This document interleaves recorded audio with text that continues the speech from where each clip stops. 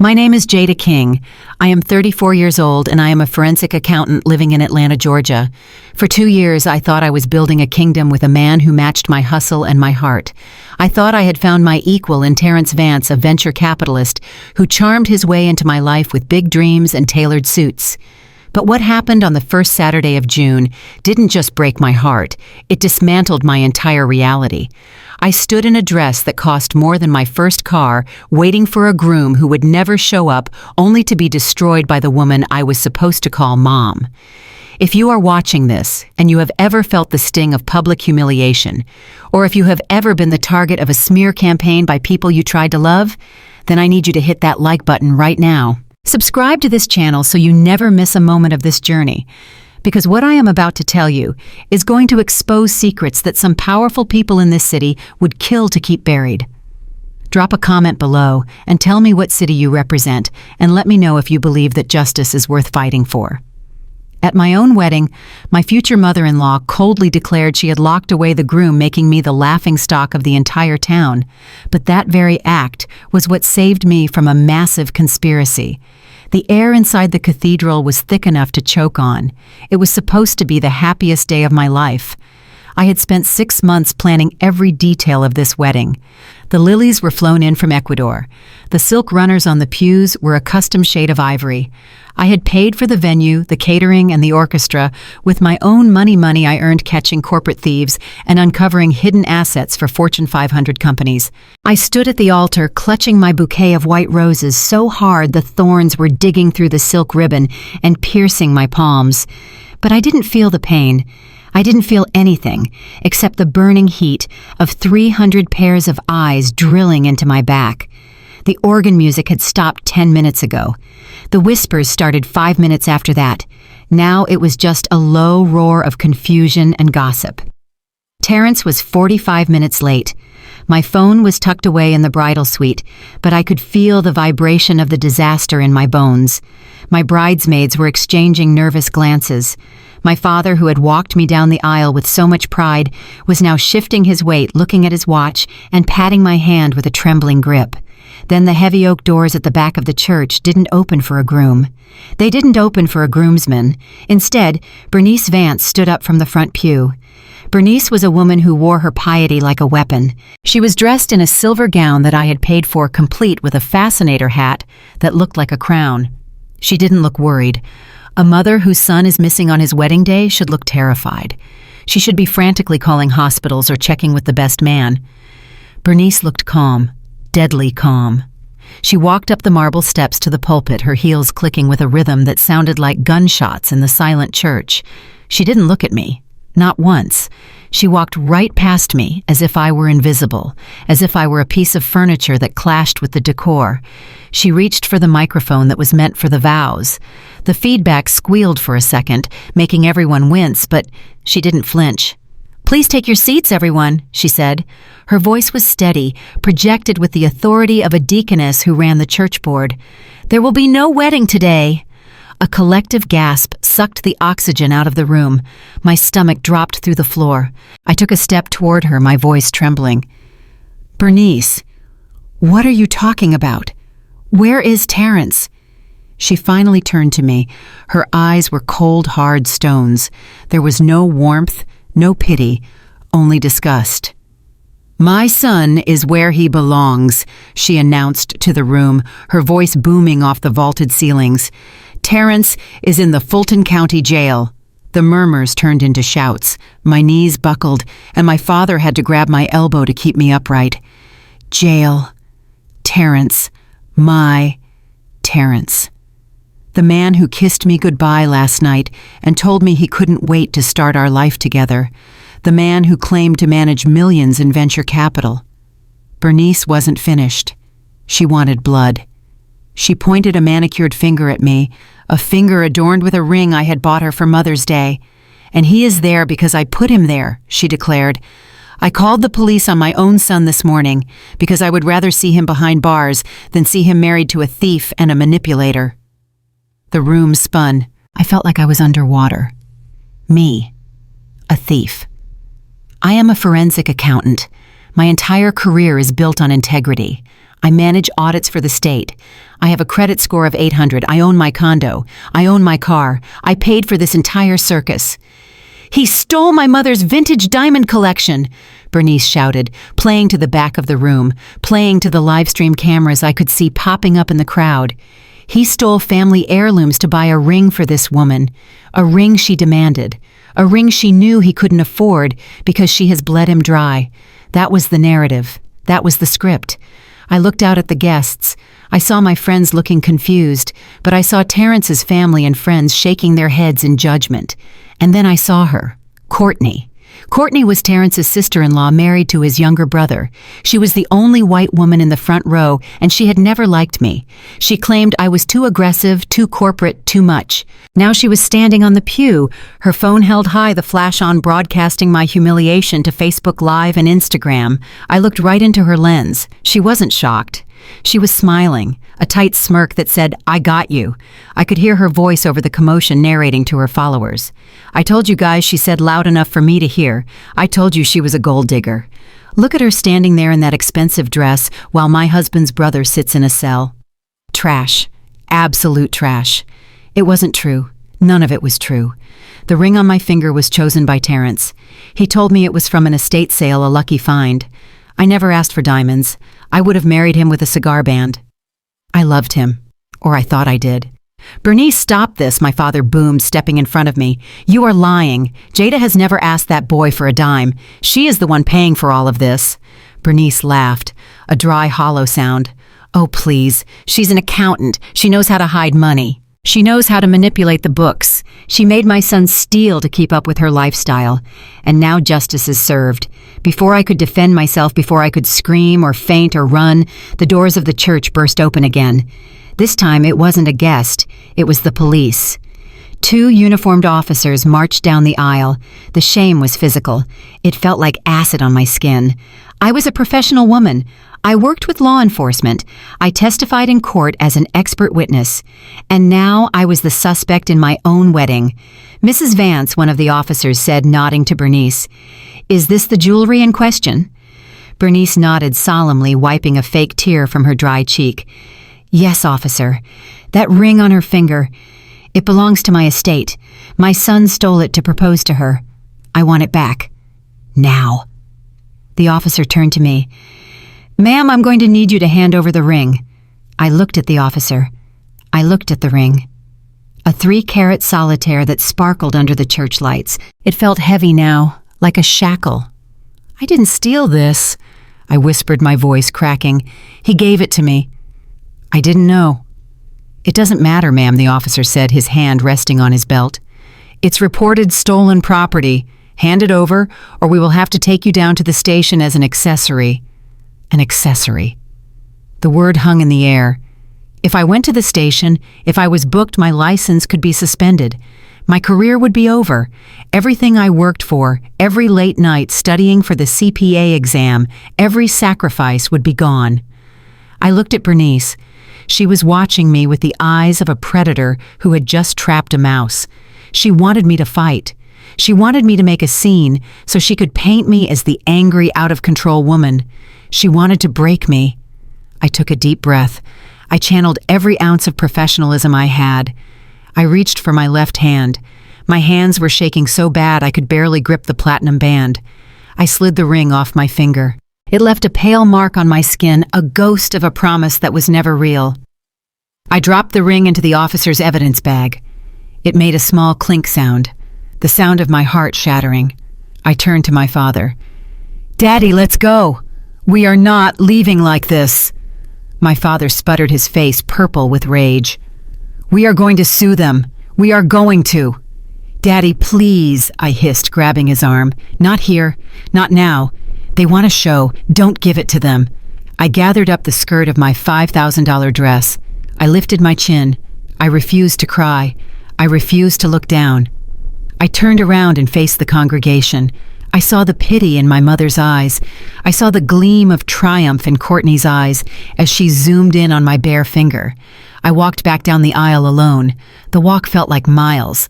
Every step was a battle against the urge to collapse. As I passed the front pew, Bernice leaned in. She didn't shout this time. She whispered low and venomous just for me. "You thought you were good enough for this family," she hissed. "You thought your degrees and your little job made you one of us. You are nothing. Stay away from my son. If you ever come near him again, I will bury you." I didn't stop. I kept walking. I walked out of the church doors into the blinding Atlanta sun. The heat hit me like a physical blow. I didn't know then that Bernice was right about one thing. This was just the beginning. But she was wrong about who would be buried. She thought she had stripped me of my dignity. She thought she had taken away my future. But what she actually did was wake up the forensic accountant in me. She had just given me a puzzle. A missing groom, a stolen ring accusation, a mother who sends her son to jail to stop a wedding. None of the numbers added up. And if there is one thing I know how to do, it is follow the money. I stood on the sidewalk, my veil torn my finger bare, and I made a vow. Not to Terrence, but to myself. I wasn't going to cry. I was going to audit their entire lives, and I was going to make sure the balance sheet ended in my favor. The drive to Fulton County Jail took 40 minutes, but it felt like 40 years. I had changed out of my wedding dress in the back seat of my car in a gas station parking lot, struggling with the zippers and the layers of silk, while tears streamed down my face, ruining my professional makeup. I pulled on a pair of gray sweatpants and a hoodie I kept in my trunk for gym days. It was a stark contrast to the bride I was supposed to be just 2 hours ago. I wasn't going on a honeymoon to St. Lucia. I was going to a detention center to visit an inmate. The air inside the jail smelled like industrial cleaner and stale sweat. It was a smell that stuck to the back of your throat and refused to leave. I had been here before for work, visiting clients to audit their frozen assets or tracing embezzlement funds, but I had never been here as a wife, or a almost wife. I checked in at the front desk, my hands trembling as I handed over my driver's license. The officer behind the glass looked at me with that same mixture of pity and boredom I had seen 1,000 times, but this time it was directed at me. "Jada King to see Terrence Vance." I said, my voice sounding small in the echoing lobby. "Wait here," the officer grunted. Sitting on that hard plastic bench, surrounded by mothers crying into their phones and girlfriends looking exhausted, I felt a wave of nausea. My mind was racing. Bernice's voice was still ringing in my ears. Thief, liar, jailbird. But my heart was screaming something else. My heart was remembering the way Terrence looked at me when he proposed, the way he held me when my grandmother died, the man who made me soup when I had the flu. That man couldn't be a criminal. That man loved me. Bernice was a bitter, controlling woman who couldn't stand to see her son happy. That had to be the truth. It was the only version of reality I could accept without shattering into a million pieces. When they finally called my name, I followed the guard through the heavy metal doors. The sound of them slamming shut behind me made me jump. Clang, echo, silence. It was the sound of freedom disappearing. I sat down in the visitation booth. The glass partition was thick, scratched, and dirty. On the other side was an empty metal stool. I waited. My leg was bouncing up and down, a nervous tick I couldn't control. Then the door on the other side opened, and my heart broke all over again. Terrence walked in. He was wearing an orange jumpsuit that was 2 sizes too big. His hands were cuffed in front of him. But it was his face that killed me. He looked wrecked. His eyes were red and swollen. His skin was splotchy. He looked like a frightened child, not a grown man. He sat down and reached for the phone. I picked up mine. "Jada," he choked out. His voice was cracked and raw. "Oh God, Jada. I am so sorry, baby. I am so sorry." "Terrence, what is going on?" I asked, pressing my hand against the glass. "Your mother said you stole jewelry. She said you are a thief. Tell me it isn't true." He started sobbing, not just crying, but ugly sobbing, shaking his head back and forth. "It's a lie, Jada. It is all a lie. She is crazy. You know she is crazy. She has been threatening to do this for weeks." "What do you mean?" I asked, my forensic brain trying to find a foothold in his emotional avalanche. "She hates you, Jada," Terrence said, leaning in close to the glass, his eyes wide and desperate. She hates that I love you more than I fear her. She told me if I didn't call off the wedding, she would ruin me. She took those heirlooms out of the safe herself, Jada. She gave them to me months ago. She said take these and get them polished for the wedding, and then this morning she called the cops and said I stole them. She set me up. She is trying to destroy us. I watched him. I studied his face. In my line of work, I am trained to spot liars. I look for micro-expressions, I look for inconsistencies. But looking at the man I loved through a dirty glass window, all my training went out the window. I saw pain, I saw fear, and I saw a man who was being crushed by a toxic mother. It fit the narrative. Bernice had always been cold to me. She had always made snide comments about my career, about my independence. It made sense that she would go this far. It was extreme, but she was an extreme woman. I believe you, I whispered. And God help me, I really did. I needed to believe him. Because if I didn't believe him, then I was just a fool in a waiting room. Thank you, baby, thank you. He wept, wiping his nose on his sleeve. Listen to me, we have to get out of here. I can't stay in here, Jada. The things they are saying in here, the people in here. I'm not built for this. I'm a businessman, not a thug. I'll call a lawyer, I said, sitting up straighter. I'll get you the best defense attorney in Atlanta. We will fight this. No, Terrence cut me off sharply. No lawyers. Mom has the judges in her pocket. You know how powerful the Vance family name is in this town. If we fight this in court, she will drag it out for years. She will drain us dry. She wants to humiliate you publicly, Jada. Look at what she did at the church. She wants to break you. Then what do we do? I asked, feeling helpless. He looked around nervously as if the guards were listening to our private line. Then he lowered his voice. Bail me out. My bail is set at $500,000 cash because of the flight risk she told them I was. She froze my accounts, Jada. I can't get to my money. She locked everything down this morning. $500,000, I gasped. Terrence, I don't have that kind of cash sitting around. I just spent $80,000 on the wedding. I know, baby, I know, he pleaded, his eyes filling with fresh tears. But you have assets. You have the condo. I froze. My condo. My sanctuary. The place I bought with my first big bonus. The place that was solely in my name. Sell it, Terrence whispered, urgency creeping into his voice. Sell the condo, Jada, or take out a hard money loan against it. Get the cash. Bail me out. Once I am out, we will run. We will go to California. I have friends there, investors who owe me favors. We can start over. Just you and me. No Bernice, no drama. Just us. Please, Jada. You are the only person I have. If you leave me in here, she wins. Do you want her to win? The question hung in the air. Do I want her to win? Bernice. The woman who humiliated me in front of 300 people. The woman who called me trash. The woman who smirked as I walked down the aisle alone. Terrence reached his hand out and placed it on the glass right where my hand was. I love you, Jada. You are my wife in every way that matters. Save me. Please, save us. I looked at his hand. I looked at his desperate, tear-stained face. The logical part of my brain, the accountant part, was screaming at me. It was screaming that this was a bad investment. It was screaming that selling my home for a man who was in jail for theft was financial suicide. It was screaming that flight risk meant he would run and I would be left with nothing.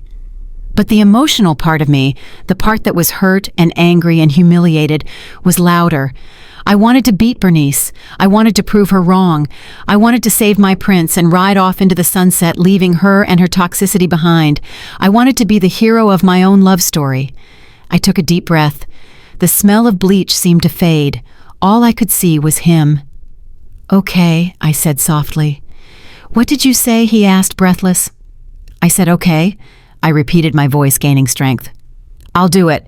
I have a contact at a private lending firm. I can get a bridge loan against the condo within 48 hours.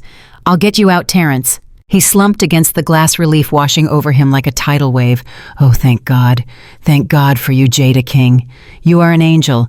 I promise you, baby, I am going to make it up to you. I am going to give you the world. I didn't know it then, but I had just signed a deal with the devil. I didn't know that the tears on his face were crocodile tears. I didn't know that the story about his mother freezing his accounts was a fabrication because there was no money in his accounts to freeze. I didn't know that I was looking at a man who had practiced this exact speech in the mirror of his cell while I was driving over here. I stood up. I put the phone back on the receiver. I'm going to get the money, I told him through the glass. Sit tight. I'm coming back for you. I walked out of the visitation room with a mission. I walked past the other crying women with my head held high. I thought I was fighting for love. I thought I was fighting for justice against a tyrannical mother-in-law. I had no idea that I was walking straight into a trap that would cost me almost everything I had. But as I walked out into the parking lot pulling my phone out to call my broker, a tiny voice in the back of my head whispered something. It was a whisper I tried to ignore. It said, "Check the records, Jada. Just check the records." I pushed the voice down. I dialed the number. "Hello, Mark," I said into the phone, my voice steady. "It's Jada. I need a favor. I need to liquidate some equity. Fast." "Yes, it's an emergency, a family emergency." I got into my car and started the engine. The engine roared to life, and so did my resolve. I was going to save my husband. And then we were going to make Bernice Vance regret the day she ever messed with Jada King. Little did I know the regret was going to be all mine. I drove home in a daze. The city of Atlanta was moving fast around me, blurring into streaks of gray and green. But inside my car, time had stopped. I was on autopilot, navigating the streets to my condo in Buckhead, the sanctuary I had worked so hard to buy. When I walked through the door, the silence of the apartment hit me like a physical weight. It was usually my favorite sound, the sound of peace, the sound of achievement. But today, it sounded like a tomb. I dropped my keys on the granite counter and looked around. This place was my pride. The floor-to-ceiling windows overlooking the skyline, the custom bookshelf filled with accounting textbooks and classic novels, the velvet sofa where I drank wine on Friday nights. And I was about to sell it. I was about to liquidate my life for a man who was sitting in a cell wearing an orange jumpsuit. I sat down at my dining room table and opened my laptop. My hands were shaking. I needed to draft an email to my real estate agent. I needed to pull up the deed. I needed to start the process of a bridge loan.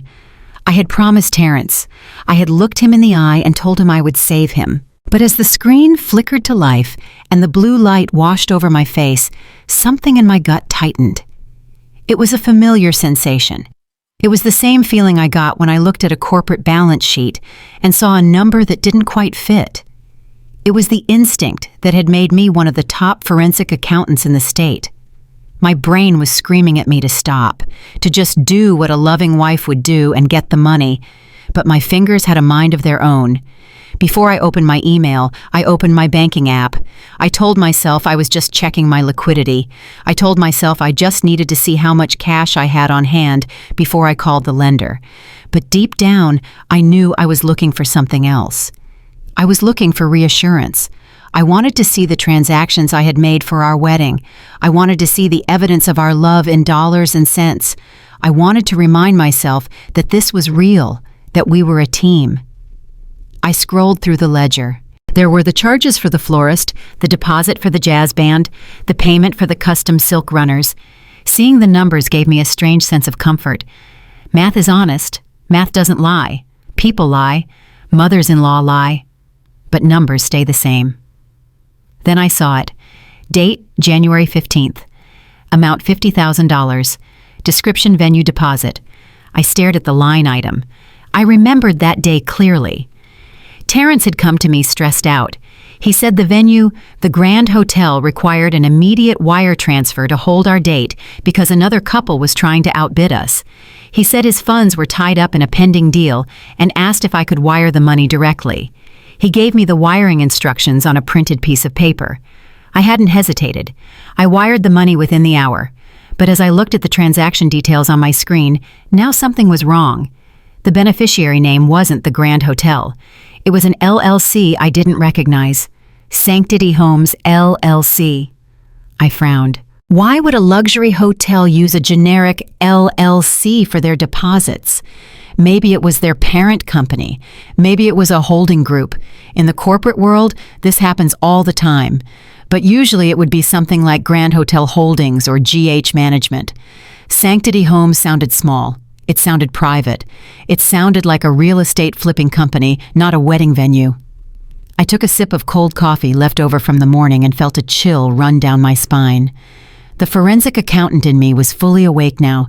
The crying bride was gone. I opened a new tab. I went to the Georgia Secretary of State website. This was my playground. This was where I hunted. I typed in the business name, Sanctity Homes LLC. Please let it be the hotel, I whispered to the empty room. Please let me be paranoid. Please let this just be a weird corporate structure. The search results loaded, one active entity. I clicked on the filing history. My heart was hammering against my ribs, a frantic rhythm that matched the blinking cursor on the screen. I downloaded the Articles of Organization. The PDF opened slowly, revealing the scanned document. I scanned past the date. I scanned past the registered address, which was a P.O. box in a strip mall in Decatur. I looked for the name of the registered agent and the organizer, the person who owned the company, the person who took my $50,000. The name on the screen wasn't the Grand Hotel. It wasn't a corporate officer. It wasn't even Terrence. The name was Courtney Vance. I stopped breathing. The room spun. Courtney, Terrence's sister-in-law. The woman who had stood on the church pew and live-streamed my humiliation. The woman who called me a gold digger. The woman who treated me like I was dirt beneath her shoe because I came from a different side of the tracks. I stared at the screen until my eyes burned. Courtney Vance owned Sanctity Homes LLC, and I had wired $50,000 to her account thinking I was paying for my wedding venue. The implications hit me like a freight train. This wasn't just theft. This was a conspiracy. My mind raced back to every interaction I had with Courtney. She was always asking about the wedding budget. She was always making little comments about how expensive everything was. I thought she was being judgmental. Now I realized she was counting her commission. I quickly opened another tab. I went back to my bank statement.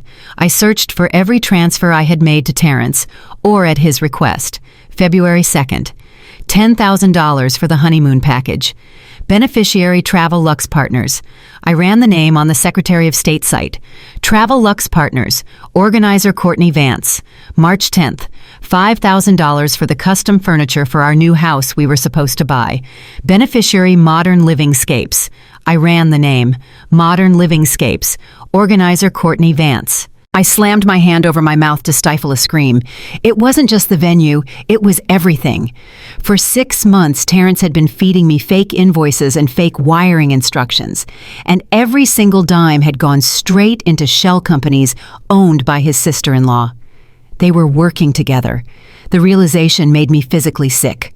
I ran to the bathroom and dry heaved over the sink. I splashed cold water on my face, staring at myself in the mirror. The woman looking back at me wasn't a victim anymore. She was a fool, a highly educated, successful, blind fool. I walked back to the laptop. I wasn't selling the condo. Not today. Not ever. The bridge loan was off the table.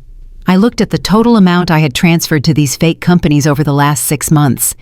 $65,000.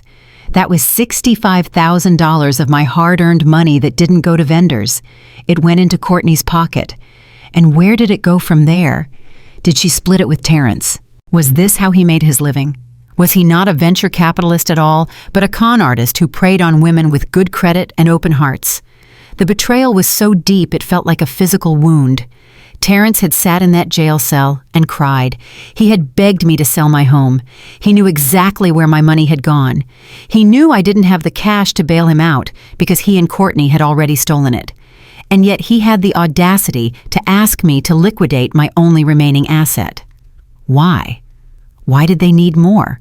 If they had already taken $65,000, why the desperation for the bail money? Then it clicked. The $50,000 for the venue wasn't enough. They got greedy, or maybe they were in trouble. Terrence said his mother froze his accounts. That was a lie because he probably didn't have any accounts to freeze. But maybe he owed money to someone else, someone dangerous, or maybe this was just who they were. Grifters. A family of parasites feeding on a host until there was nothing left but a shell. I looked at Courtney's name on the screen again. The audacity of this woman. She had called me a gold digger in front of 300 people while she had $65,000 of my money sitting in her bank account. The hypocrisy was breathtaking. It was almost impressive in its evilness. I grabbed my phone. My thumb hovered over Terrence's contact. I wanted to call the jail. I wanted to scream at him. I wanted to tell him I knew everything. I wanted to tell him that his little scheme was over and I was coming for them with the full force of the law. But I stopped. If I confronted them now, they would cover their tracks. Courtney would dissolve the LLCs. She would move the money offshore or cash it out. They would claim it was a loan or a gift or a misunderstanding. They would gaslight me just like Terrence did in the visitation room. No, I couldn't react emotionally. I had to react professionally. I was a forensic accountant. I took down corporate fraudsters for a living. I didn't scream at criminals. I built a case against them. I trapped them in a web of their own paper trail. I sat back down. I took a deep breath. My hands stopped shaking. A cold calm washed over me. It was the calm of a hunter who just spotted the prey. I wasn't going to bail Terrence out. But I wasn't going to let him know that yet. I needed to keep him thinking I was the stupid, devoted wife. I needed him to think the money was coming. As long as he thought the payday was imminent, he would stay sloppy. He would keep talking. And I needed to get close to Courtney. I needed to get into her world. I needed to find out where the money went after it hit her account. Was she keeping it? Or was she funneling it to someone else? Was Bernice involved? The thought of the mother-in-law made me pause. Bernice had turned Terrence in. She had stopped the wedding. Why would she do that if she was part of the scam? If the wedding had gone through, they could have access to all my assets as my husband's family. By stopping it, she cut off the supply. Unless she didn't know. Or unless she had a bigger game to play. There were too many variables. But one thing was certain. The narrative had changed. I wasn't fighting to save my marriage anymore. I was fighting to get my money back. And I was fighting for revenge. I looked at the clock. It was 5 p.m. Banks were closed. But the internet never closed. I started a new spreadsheet. I named it Operation Vance. I began to list every person in that family, every address, every known associate. I was going to map out their entire network. I picked up my phone and dialed the number for the lender, the one Terrence thought I was calling to get the loan. "Hey, Mark," I said when he answered. "Yeah, about that favor. Cancel the request. I found another way to get the funds." I hung up. Then I dialed the jail. I navigated the automated system until I could leave a voicemail for the inmate. "Hey, baby," I said, putting on my best trembling, heartbroken voice. "I just wanted you to know I am working on it. It might take a day or two longer than I thought to clear the title, but don't worry. I am doing everything I can to get you out. I love you." I hung up the phone and stared at my reflection in the dark window. The Jada who woke up this morning was gone. The woman who wanted a white dress and a fairy tale ending was dead. The woman sitting here now was a predator, and the Vance family had no idea they had just invited a wolf into their sheepfold. I looked at Courtney's name one last time. "You want to call me a gold digger, Courtney?" I whispered. "Fine. I'll show you how a real gold digger digs. I'm going to dig until I find every skeleton you have buried." I closed the laptop. The game was on, and I always win. I sat there in the glow of my 3 monitors, and the silence of my apartment felt different now. It wasn't the silence of loneliness. It was the silence of a war room. The bridge loan application was still open on one tab, but I moved my mouse and clicked the little X in the corner. The window closed, and with it went the last shred of the naive, trusting bride I used to be. I wasn't going to sell my condo. I wasn't going to liquidate my portfolio. I was going to do the one thing I had promised myself I would never do during our relationship. I was going to audit the man I loved. For 2 years I had respected Terrence's privacy. When we applied for our marriage license and I saw his social security number, I looked away. When he told me his finances were complicated because of his venture capital investments, I nodded and didn't push for details. I wanted to be a partner, not a policeman. I wanted to trust him because love without trust is just a contract. But trust is a luxury I could no longer afford. I opened my specialized forensic software, the kind that requires a thumbprint and a 2-factor authentication code to access. This was the tool I used to track down money launderers and corporate embezzlers. It aggregates public records, credit headers, and asset histories into one brutal, unvarnished profile. I typed in Terrence's name, I typed in his date of birth, and then with a deep breath that rattled in my chest, I typed in his social security number. I hit enter. The system processed for a few seconds. Those seconds felt like hours. I watched the little loading circle spin round and round. I wondered what I would find. Maybe I was wrong. Maybe he really was rich and just having cash flow issues. Maybe his mother really was the villain and he was just a victim. A part of me, the part that still remembered his warm hands and his soft kisses, prayed for that. Then the report loaded, and the prayer died in my throat. The first thing that hit me was the credit score, 520. I stared at the number. 520 is not the score of a venture capitalist. It is not the score of a man who manages millions of dollars. It is the score of a man who is drowning. I scrolled down to the employment history. Terrence had told me he was the managing partner of Vance Capital Group, a boutique firm that invested in tech startups. The report told a different story. Vance Capital Group did not exist. There was no business license. There was no tax ID. The only employment on record for the last 3 years was a series of short stints at car dealerships and a few months as a driver for a rideshare app. He wasn't an investor. He was unemployed.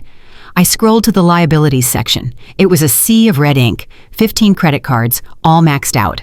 Personal loans from predatory lenders with interest rates that should be illegal. A car repossession from 2 years ago. And the worst part was the dates. I saw charges for high-end restaurants, charges for designer clothes, charges for trips. I looked at the dates of those charges and compared them to our calendar. The dinner where he told me he loved me for the first time. That was paid for with a credit card that was now in collections. The trip to Miami, where we celebrated our engagement. That was paid for with a loan he had defaulted on. Our entire life was bought on credit. He had built a facade of wealth using plastic cards he had no intention of paying off. He didn't steal my money to pay for the wedding because he was cash poor. He stole it because he was destitute. He was a professional pretender. Tears pricked my eyes, but I blinked them away. I didn't have time for sadness. I had moved past sadness into a cold, hard rage. But the credit report was just the first layer of the onion. I needed to understand the crime. I needed to understand why he was in jail right now. Bernice had said he stole her vintage diamond collection. She said he took the heirlooms to buy me a ring. I opened a new database. This one was the ISO Claim Search.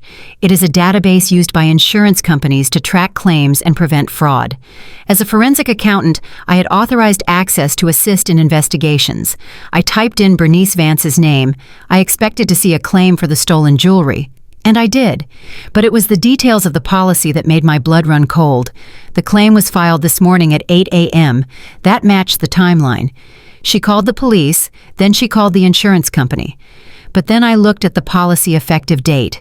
The policy for the jewelry collection, a specialized rider for high-value items, was purchased on June 1st.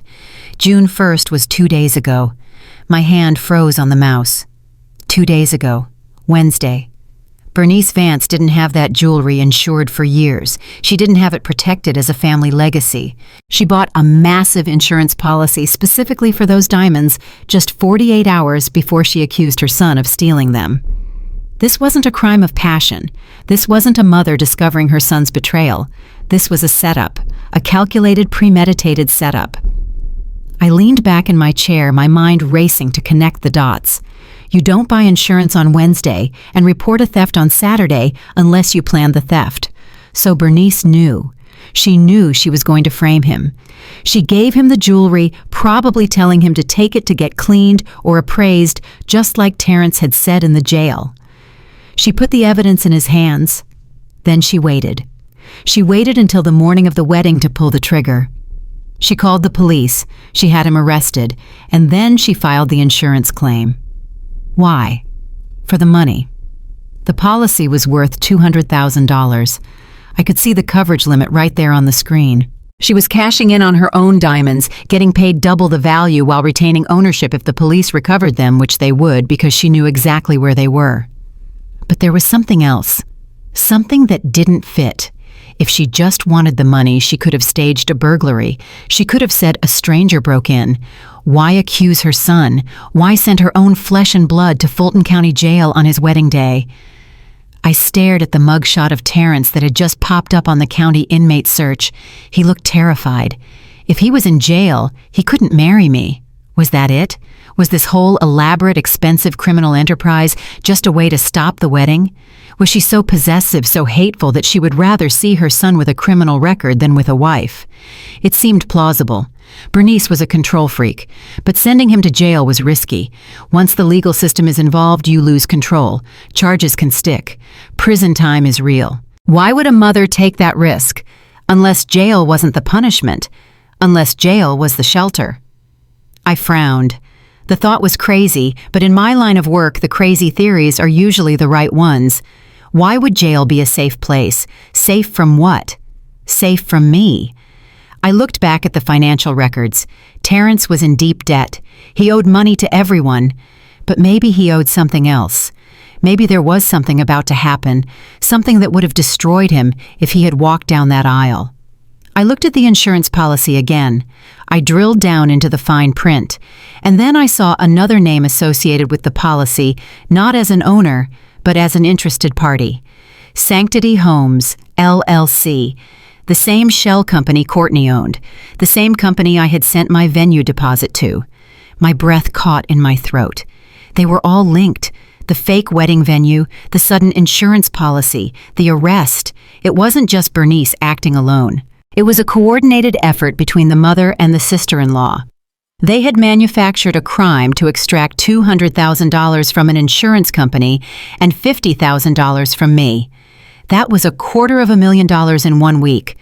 But why lock Terrence up? I closed my eyes and tried to think like a criminal. I tried to think like Bernice.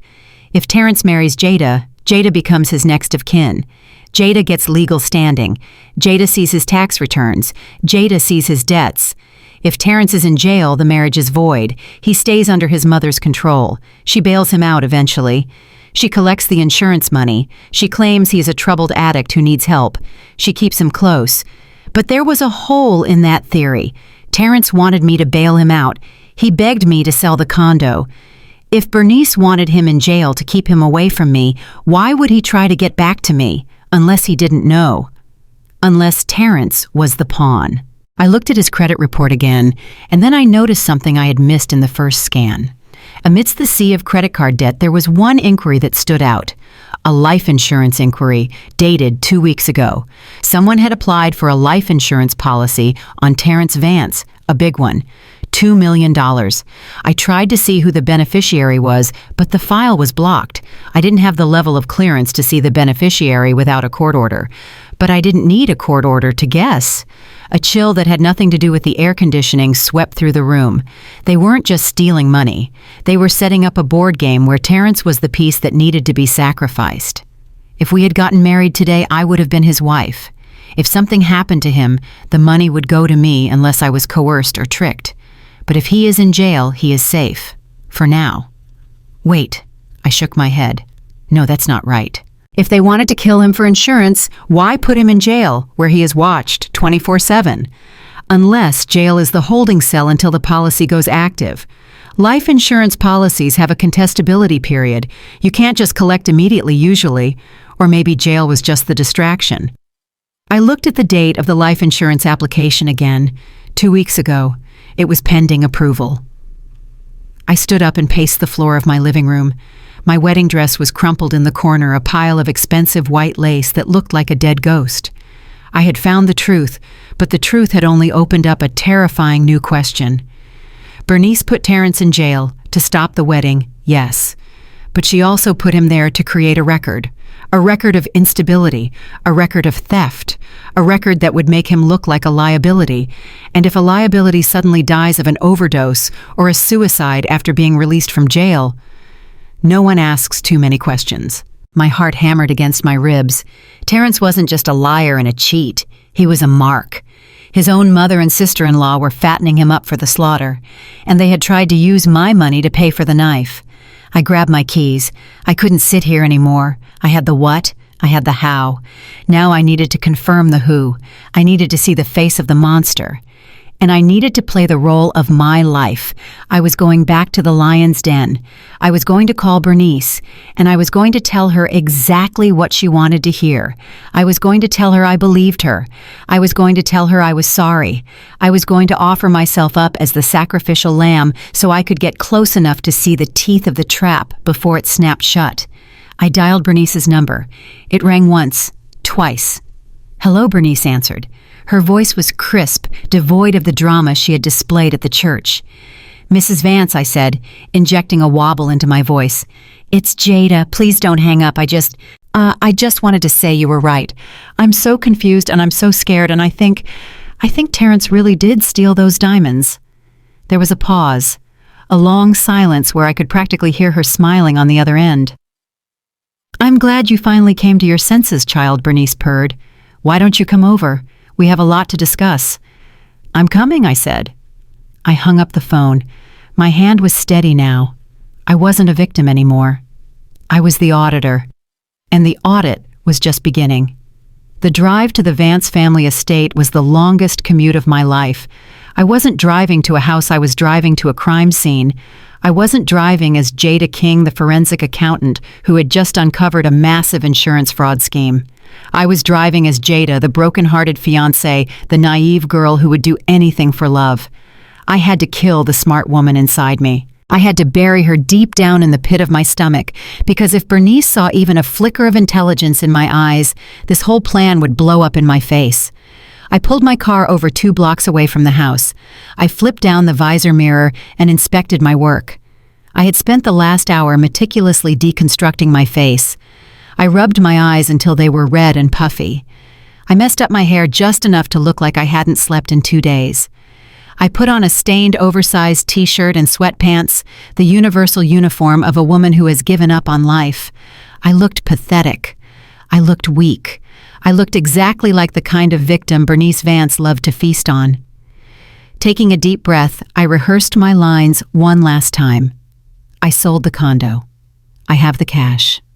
I am sorry. I just want him back. It was a lie so big it felt heavy on my tongue, but it was the only key that would unlock the door to that house. I pulled up to the gate. The Vance estate was impressive, I had to give them that. It was a sprawling brick mansion in the most expensive zip code in Atlanta. Massive white columns, manicured lawns that looked like golf courses, and a fountain in the driveway that was probably worth more than my car. For months I had been intimidated by this house. I felt small, standing in its shadow, feeling like I wasn't good enough to marry into this dynasty. But now, looking at it with my new eyes, knowing what I knew about their finances, the house didn't look like wealth anymore. It looked like a stage set. I knew from my research that they didn't own this place. They were renting it for $15,000 a month, likely paid for by the scams they were running on other people. It was a facade just like them. I parked my car and walked up the long driveway. My heart was pounding, not from fear, but from adrenaline. This was it, the performance of a lifetime. I rang the doorbell. The chime echoed deep inside the house, loud and pretentious. I waited. 1 minute, 2 minutes. I knew she was in there. I could feel her presence like a cold draft. Finally, the heavy oak door swung open. Bernice stood there, framed by the golden light of the foyer. She was wearing a silk caftan and holding a glass of wine. She looked at me, up and down her lip, curling in a sneer of absolute disgust. "I told you," she said, her voice low and dangerous. "I told you at the church. If you step foot on my property, I will bury you. You have 5 seconds to get off my porch before I call the sheriff and have you arrested for trespassing." She started to close the door. This was the moment. If she closed that door, it was over. "Wait!" I screamed, throwing my body against the wood.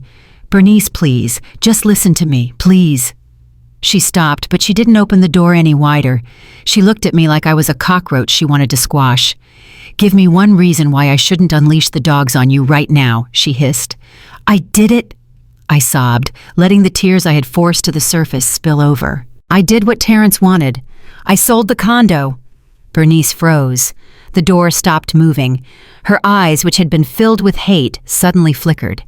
It was a tiny movement, a microscopic dilation of the pupils, but I saw it. I saw the greed wake up. "What did you say?" she asked, her voice dropping an octave. I fell to my knees on the welcome mat. I made myself small.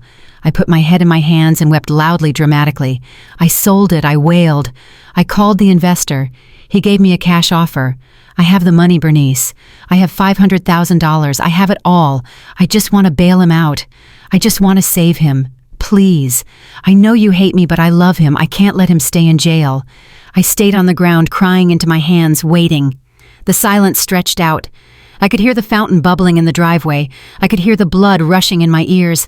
I was gambling everything on her avarice. Suddenly, the door opened wide. Bernice stepped out onto the porch. She didn't look angry anymore. She looked like a cat that had just been presented with a bowl of heavy cream. She looked down at me, not with pity, but with a predatory calculation. 500,000, she repeated, testing the words. "Cash." "Yes," I choked out, looking up at her with wide, wet eyes. "It is in a cashier's check. I have it in my bag." I was going to go to the jail, but I didn't know how to do it. "I need your help, Bernice. You were right. You were right about everything. I am stupid. I didn't know he was in trouble. I just want to fix it." Bernice stared at me for a long moment. I could see the gears turning in her head. She was assessing the threat. Was I lying? Did I really have the money? I looked broken. I looked desperate. And to a narcissist like Bernice, a broken, desperate person is never a threat. They are an opportunity. She bent down and placed a hand on my shoulder. Her touch made my skin crawl. It was cold and dry like paper. "Oh, child," she sighed, shaking her head. "Yeah. Get up. Look at you. You are a mess." She pulled me to my feet. She even brushed a piece of lint off my dirty sweatshirt. The transformation was terrifying. The woman who had humiliated me in front of 300 people was gone, replaced by a sweet, concerned matriarch. It was a performance that rivaled my own. "I didn't know you cared about my son that much," she said, her voice soft and soothing. "I thought you were just using him. That is why I was so hard on you, Jada. A mother has to protect her cub. You understand that, don't you?" I nodded, sniffing loudly. "I do. I understand. I just want him home." "Well, come inside," she said, stepping back and ushering me into the grand foyer. "You can't be out here crying on the porch like a stray animal. What will the neighbors think? Come in. Let's talk about how we can get our Terrence back." I stepped across the threshold. The house smelled of expensive lilies and old money, or at least the imitation of it. But underneath the floral scent, I smelled something else. I smelled rot. I smelled the decay of a family that had been eating each other alive for years. Bernice led me into the living room. It was like a museum, white furniture that looked like it had never been sat on, towering oil paintings of ancestors that probably weren't even related to them. Courtney was sitting on the sofa, scrolling on her phone. When she saw me, she jumped up, her face twisting into a scowl. "What is she doing here?"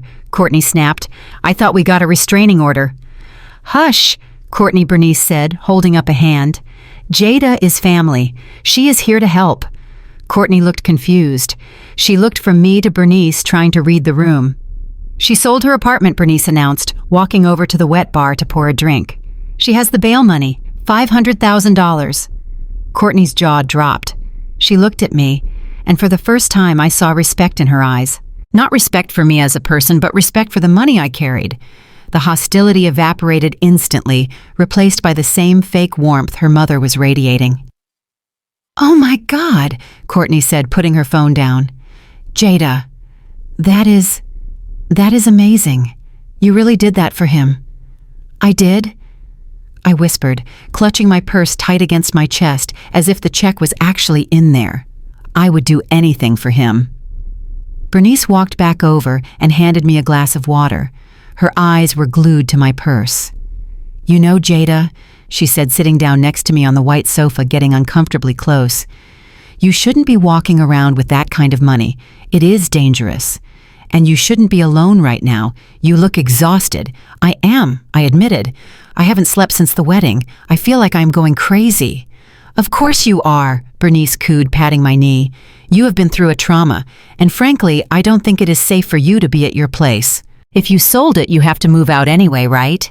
I nodded. I have to be out by Monday. Then you must stay here, Bernice declared. I looked up, feigning shock. Here, with you. It is the only logical solution, she said, spreading her arms wide. This is a big house. We have plenty of room, and we need to coordinate with the lawyers to get Terrence out. It will be much easier if we are all under one roof. Besides, she leaned in close, her voice dropping to a conspiratorial whisper. If you have that check, we need to make sure it is secure. We have a safe here, a wall safe. You can put it in there for the weekend until the courts open on Monday. You don't want to lose it, do you? I looked at her. The trap was so obvious it was almost insulting. She wanted me in the house so she could get the check. She wanted me in the house so she could control the narrative. She wanted me in the house so she could make sure I didn't change my mind. But that was exactly what I wanted too. I wanted to be in the house. I wanted access to their Wi-Fi. I wanted access to their files. I wanted to see what happened in this house when the lights went down. Oh, Bernice, I said, tears welling up in my eyes again. That is so generous of you. After everything, I didn't think you would ever let me in.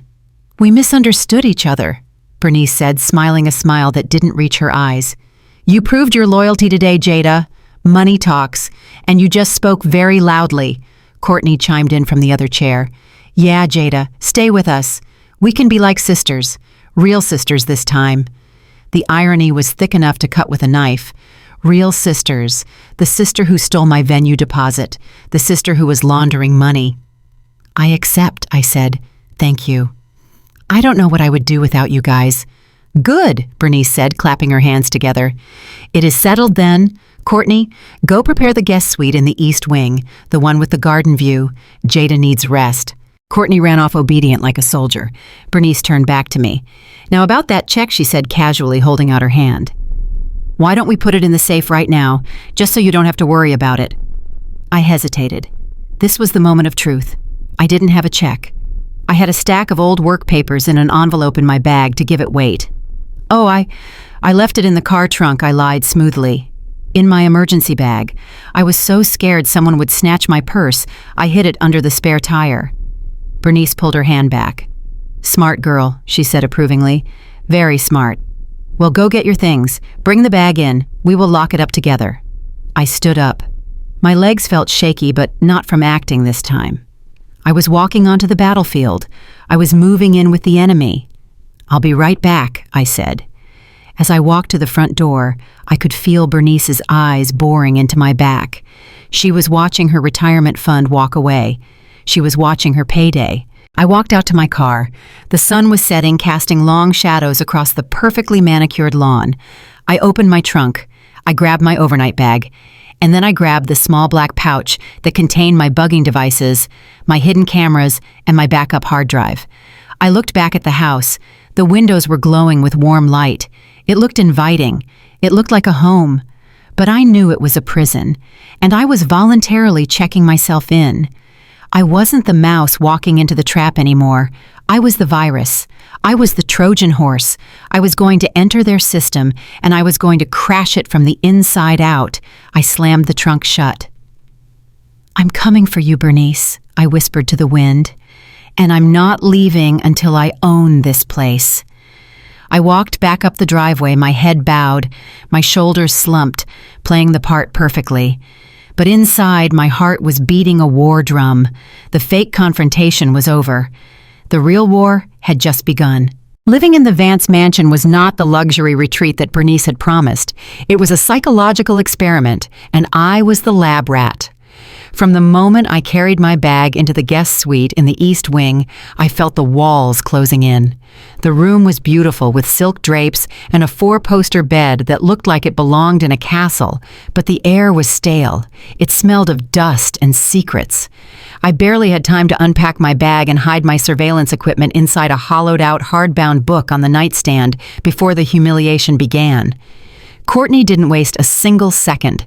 She knocked on my door 10 minutes after I arrived. She didn't wait for an answer. She just barged in holding a pile of dry cleaning. Since you are here and you are not working right now, she said, dropping the heavy plastic-wrapped bundles onto the bed, Mom needs these sorted. Her arthritis is acting up and the housekeeper is off on weekends. You don't mind, do you, since you are practically family? She smiled, but her eyes were dead. It was a power move. She was establishing the hierarchy.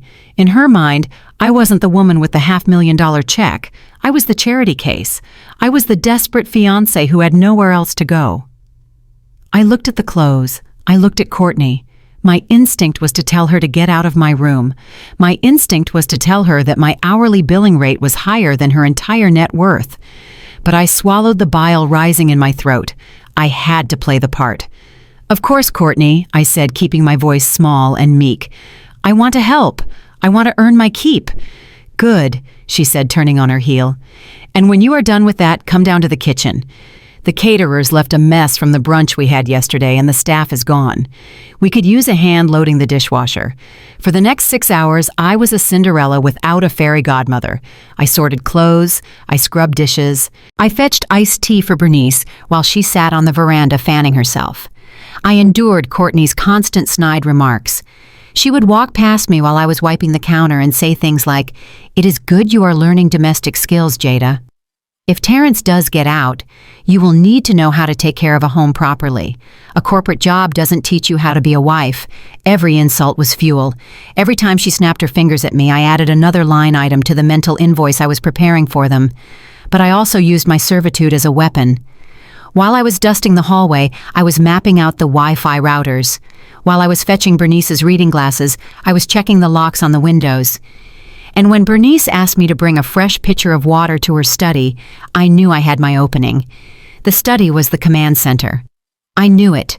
That was where she spent her mornings. That was where the safe was. That was where the secrets lived. I walked into the study carrying the crystal pitcher on a silver tray. The room was lined with dark wood paneling. A massive mahogany desk dominated the space. Bernice wasn't there. She was in the garden arguing with the landscaper. I had maybe 2 minutes. I set the tray down on the sidebar. My hands were moving fast. I reached into my pocket and pulled out the bug. It was a tiny black square, no bigger than a postage stamp, with a battery life of 48 hours. I needed a place that was central, but invisible. I dropped to my knees behind the desk. I felt under the rim of the heavy wood. It was smooth, perfect. I peeled the adhesive backing off the device and pressed it firmly against the underside of the desk, right where Bernice would sit. I heard footsteps in the hall. The click-clack of Courtney's heels. I scrambled up. I smoothed my skirt. I grabbed a napkin and pretended to be wiping a water ring off the coaster, just as Courtney walked in. "What are you doing in here?" she demanded, her eyes narrowing. I jumped, feigning guilt. "I was just—" Bernice asked for water. I didn't want to leave a ring on the wood. "It is such a beautiful desk." Courtney stared at me. She looked at the water pitcher. She looked at my hands. For a second, I thought she knew. I thought she could smell the deception on me. "Mom doesn't like people in here when she isn't around," Courtney said coldly. "Get out." I nodded quickly. "I'm sorry, I'm leaving." I hurried out of the room, my heart hammering against my ribs. I had done it. The bug was planted. Now I just had to wait. Night fell over the mansion like a heavy blanket. The house was quiet, but it wasn't peaceful. I lay in the dark in the guest suite, my laptop open under the covers, the screen dim to the lowest setting. I had my headphones on. I was tuned into the frequency of the device in the study. For hours, there was nothing but silence. Then, around 11 o'clock, I heard the heavy door of the study open. I pressed the headphones tighter against my ears. I heard the clinking of glass. Someone was pouring a drink.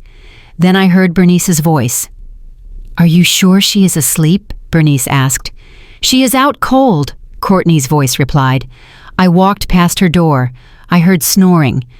"She was scrubbing floors all day, Mom. She is exhausted. It is pathetic, really, watching her try to please us." I clenched my fists under the duvet. They were talking about me. "She is useful for now," Bernice said. The ice in her glass clinked. "Did you see the check?" "She said it is in the trunk," Courtney said. "But Mom, are we sure this is the right play? Having her here, it is risky." "It is necessary," Bernice snapped. "We need that $500,000. The lawyers for the insurance company are stalling on the theft claim. They are sending an investigator next week. If that money doesn't come through, we need Jada's cash to float us until the big payout." I held my breath. The big payout. Were they talking about the life insurance on Terrence? "But Mom," Courtney said, her voice dropping to a whisper. "What about Chicago?" My eyes widened in the dark. Chicago? I had never been to Chicago. Terrence had never mentioned Chicago. "What about it?" Bernice asked dismissively. "If the wedding had happened today," Courtney said, her voice tense, "if they had actually signed that marriage license, Jada would have filed the paperwork. And the moment that paperwork hit the national database, the system would have flagged it." "So what?" Bernice said. "So," Courtney hissed, "so Terrence is still legally married to Trina." The world stopped. The air left my lungs. I sat up in bed, gasping for air as if I had been punched in the gut. Married. Terrence was married. I listened intently, desperate to hear every word. "He hasn't seen Trina in 10 years, Courtney continued, "but he never filed the divorce papers because he didn't want to pay the alimony. If Jada had registered their marriage today, she would have found out. She would have found out he is a bigamist. And worse, Mom. If he commits bigamy, it voids the contestability clause on the insurance policies. If he has 2 wives, neither wife gets the payout.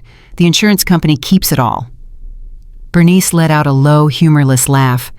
"That is why I love you, Courtney. You always worry about the details. But why do you think I called the police?" Courtney was silent. "I knew about the marriage license," Bernice said. "I knew Jada is an accountant. She files things properly. She crosses her T's. If she filed that license on Monday morning, we would be dead in the water. Trina would find out. The insurance company would find out. And we would lose the $2 million policy on Terrence. So I had to stop the wedding," Bernice said, her voice cold and calculating. "But I couldn't just tell him not to marry her. He was obsessed with her money. So I put him in jail." "My God," I whispered to the empty room. It wasn't just about the diamonds. It wasn't just about control. It was about hiding a felony. Terrence was a bigamist. He had a whole other wife in Chicago named Trina. And Bernice threw him in jail to prevent me from committing a crime that would have exposed their entire house of cards. And the reason they needed to hide Trina wasn't to protect Terrence's honor. It was to protect the insurance payout. They were planning to kill him, and they needed me to be the sole beneficiary on paper so they could take the money from me later. If Trina was still in the picture, she would have a claim. I felt sick, physically ill. I had spent 2 years with a man who was married to someone else. Every time he told me he wanted to grow old with me, he was lying. Every time he said I was his one and only, he was committing a crime. And Bernice, she was a monster. She jailed her own son, not to teach him a lesson, but to stash him away like a piece of evidence until the coast was clear. "We need to keep Jada happy," Courtney said. "We need her money." "And then once Terrence is out, once he is out," Bernice interrupted, "we will handle the divorce with Trina quietly. We will forge the dates. We will make it look like it happened years ago. Then he marries Jada. Then he has his accident, and we take everything." I ripped the headphones off. I couldn't listen anymore. I ran to the bathroom and threw up. The scale of the betrayal was so massive it was hard to comprehend. I was sleeping under the roof of people who viewed my life as nothing more than a transaction delay. They were planning to let me marry him just so I could become a wealthy widow, and then they would likely dispose of me too, or sue me for the money. I looked at myself in the mirror. My face was pale. My eyes were wild. Chicago. Trina. That was the missing piece. That was the leverage I needed. I went back to the bed. I didn't sleep. I couldn't sleep. I opened my laptop and started searching. Illinois marriage records. Terrence Vance, Trina Vance, and there it was. A marriage license from 12 years ago. No divorce decree, no dissolution. I saved the document. I encrypted it. I backed it up to 3 different cloud servers. They thought they were playing chess, but they had just given me the king. I lay back on the pillows, my heart racing. I had the evidence of bigamy. I had the evidence of insurance fraud, but I was still trapped in their house, and I knew that if they suspected, I knew they wouldn't hesitate to hurt me. I had to be careful. I had to be perfect. But perfection is hard when you are living with predators who are watching your every move. The next night, the danger moved from the abstract to the immediate. It was 2 a.m. The house was silent, but my mind was loud. I was sitting at the small desk in the guest room typing furiously. I was drafting a timeline for the FBI. I was linking the Chicago marriage record to the Atlanta insurance policies. I was so engrossed in my work, I didn't hear the door handle turn. The door creaked open. I slammed my laptop shut instantly, my heart jumping into my throat. Courtney was standing in the doorway. She was wearing a silk robe and holding a tray with a steaming mug on it. "You are still up," she said softly. Her voice wasn't snide like usual. It was eerily gentle. I couldn't sleep," I stammered, pushing my hair back. I was looking at old photos of Terrence, missing him." Courtney walked into the room. She looked at the closed laptop. She looked at me. Her eyes were searching, scanning for cracks in my armor. "I know," she said. "It is hard. I miss him too." She set the tray down on the nightstand. The mug was full of warm milk dusted with cinnamon. It smelled sweet and comforting. "Mom saw your light was on," Courtney said. "She made you this. Her special recipe, warm milk with nutmeg and honey.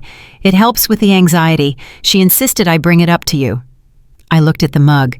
Then I looked at Courtney. "That is so sweet of her," I said, forcing a smile. "You guys are taking such good care of me." "Drink it while it is hot," Courtney urged. "It really works. I drank some myself." She stood there. She wasn't leaving. She was waiting for me to drink it. Alarm bells went off in my head. A siren was wailing in my brain.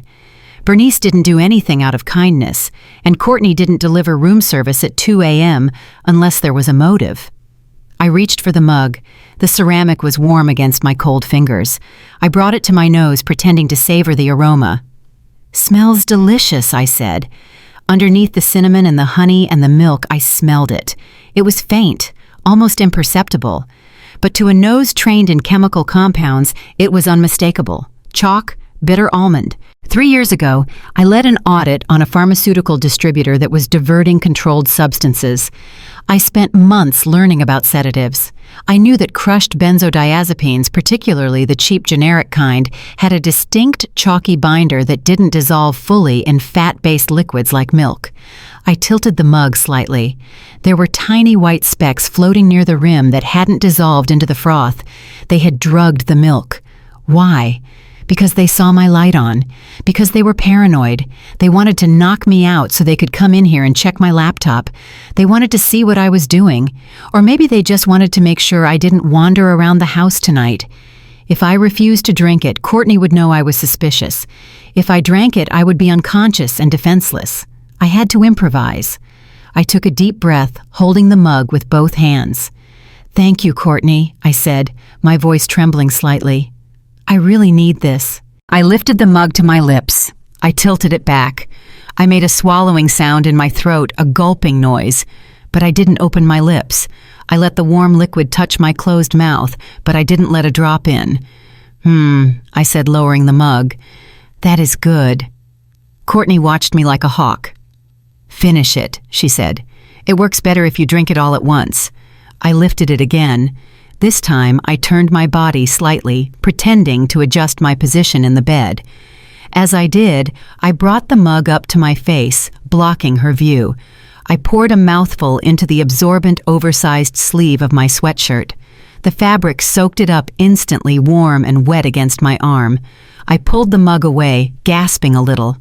"Wow," I said, wiping my mouth. "That is strong nutmeg." I pretended to take another sip, pouring a little more into the sleeve. Then I set the mug down half empty. "I'll finish the rest in a minute," I said, yawning loudly. A fake yawn that I hoped looked real. It is kicking in already. I feel dizzy. Courtney smiled. It was a cold, satisfied smile. "Good," she said. "That means it is working. Go to sleep, Jada. Don't worry about anything. We have everything under control." She reached out and closed my laptop. Then she turned off the bedside lamp, plunging the room into darkness. "Sleep tight," she whispered. She walked out and closed the door. I waited 5 seconds, 10 seconds. Then I scrambled out of bed. I ran to the bathroom and poured the rest of the milk down the sink, running the water silently to wash it away. I peeled off my soaked sweatshirt and hid it in the bottom of my laundry bag. Then I ran back to bed. I lay down in the position of someone who had passed out, one arm flung over the side mouth slightly open.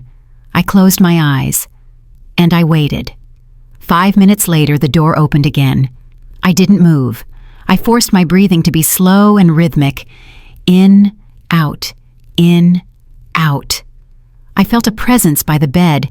I felt a hand wave in front of my face. "She is out," Bernice's voice whispered. "Check the computer," Courtney said. I heard the laptop open. I heard the clicking of keys. My heart was beating so hard, I was terrified they could hear it. But I had prepared for this. I had a dummy account on my laptop.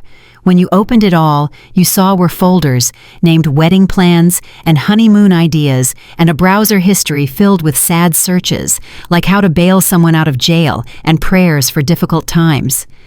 "She is clean," Courtney whispered after a minute, "just crying over photos of her and Terrence." "Pathetic," Bernice said. "I told you, she is harmless. She is just a stupid girl in love." I heard the laptop close. "Let's go," Bernice said. "We have to call the lawyer about the Trina situation. We need those divorce papers forged by Monday." They left the room. I lay there in the dark, my body rigid. I wasn't harmless, and I wasn't stupid. I was the witness to their crimes, and now I knew exactly what I had to do. They were going to forge documents on Monday. That gave me 24 hours. I opened my eyes in the darkness. "You want to play Sleeping Beauty," I thought. "Fine. But when I wake up, this whole house is going to burn." The room was pitch black, but my senses were dialed up to 11. I was lying in the center of the four-poster bed, my body arranged in the heavy, sprawling posture of someone deep in a chemically induced coma. My mouth was slightly open. My breathing was shallow and rhythmic, and one arm dangled off the side of the mattress. I had to be perfectly still. I had to be a corpse, because that is exactly what the people in this house wanted me to be. 20 minutes had passed since Courtney left the room after watching me fake drink the drugged milk. My muscles were screaming for movement. An itch on my nose was torture. But I didn't flinch. I didn't twitch. I lay there in the silence of the Vance mansion, waiting for the other shoe to drop. I knew it would. Predators like Bernice and Courtney don't just set a trap and walk away. They come back to check the snare. They come back to gloat. And sure enough, the door handle turned. It was a slow, deliberate sound. The latch clicked. A sliver of hallway light cut across the carpet and then widened as Bernice slipped into the room. I kept my eyes closed, but I could feel her. I could smell her. That cloying scent of expensive lilies and old ambition filled the space. She walked to the side of the bed. I felt the mattress dip slightly as she leaned over me. Her face was inches from mine. I could hear the wet sound of her breathing. She was checking to see if I was really out. She was checking to see if the chalky powder in the milk had done its job. She snapped her fingers right next to my ear. I didn't move. I didn't blink. I forced my heart rate to stay steady, a trick I learned from yoga, but mostly fueled by sheer terror. "Out like a light," she whispered to herself. Her voice was filled with a chilling satisfaction. Stupid girl. She didn't leave. Instead, I heard the rustle of fabric as she settled into the velvet armchair in the corner of the room. It was the chair facing the bed. She wanted to watch me. She wanted an audience for her work, even if the audience was unconscious. Then I heard the beep of a phone being dialed. I strained my ears. This was it. This was the moment the mask came off completely. "Hello, Simon," Bernice said. Her tone was different now. It wasn't the sweet motherly voice she used with me. It wasn't the imperious voice she used with Courtney. It was business. Cold, hard, transactional business. I lay there listening to the one-sided conversation that would unravel my entire life. "Yes, she is asleep," Bernice said. Courtney gave her the cocktail. "She won't wake up until noon tomorrow. We have privacy." There was a pause as the person on the other end, Simon, presumably her lawyer, spoke.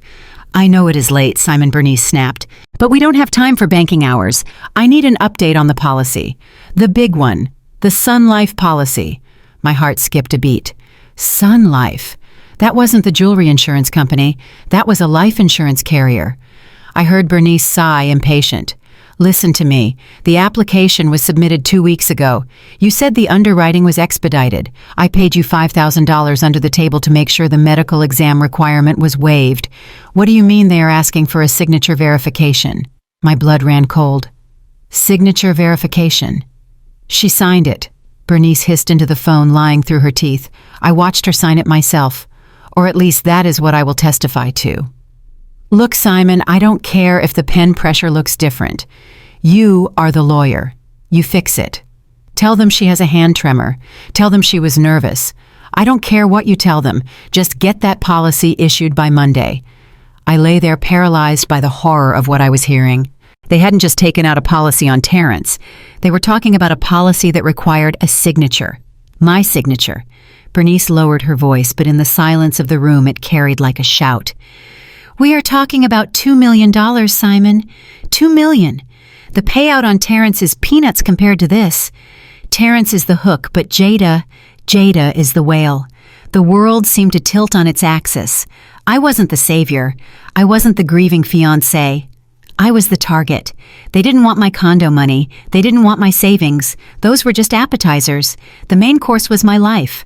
Bernice stood up and started pacing the room, her heels sinking into the plush carpet. The plan has to shift slightly, she said into the phone. The bigamy issue with Trina is a headache, but we are handling it. Once Terrence is out on Monday, thanks to the cash Jada brought us, we will have him sign the backdated divorce papers. You will notarize them, Simon. You will date them 3 years ago. I don't care if it is illegal. You want your cut of the $2 million, you will do it. She paused, listening. Yes, she continued. Once the divorce is clean, Terrence marries Jada immediately. We do a courthouse wedding, no guests, no fanfare, just a piece of paper that makes him her next of kin. Spousal privilege, Simon. It makes him the automatic beneficiary if she dies intestate, but the policy names him specifically anyway. We have all the angles covered. If she dies... The words hung in the air, heavy and suffocating.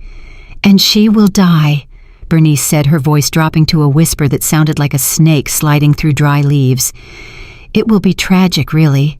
The stress of the wedding, the humiliation at the church, the financial ruin, it was all too much for her. She started drinking. She started taking pills to sleep. Poor thing. She just took too many one night. An accidental overdose, a heart attack induced by stress and medication. I wanted to scream. I wanted to leap out of that bed and strangle her. They were scripting my suicide. They were building the narrative brick by brick.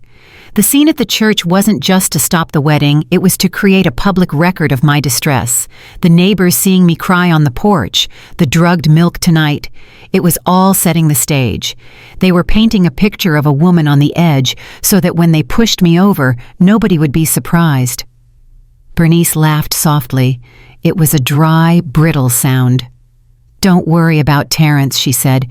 He will do what he is told. He knows that if he doesn't play along, he goes back to jail for the rest of his life. He is weak, Simon. He always has been. He will marry her. He will play the loving husband for a week or two. And then he will find the body. He will make the 911 call. He is a good actor when he needs to be. I felt a tear leak out of the corner of my eye. I couldn't stop it. It slid down my temple and into my hair, hot and wet. And I prayed Bernice didn't see it. Terrence. My Terrence. He wasn't just a pawn. He was a participant. He was going to marry me knowing I was marked for death. He was going to hold me, kiss me, and sleep next to me, knowing that his mother was counting down the days until my funeral. The man I wanted to have children with was going to be the one to find my body. The betrayal was so absolute it numbed me. It burned away the fear and left something else in its place, a cold, hard clarity.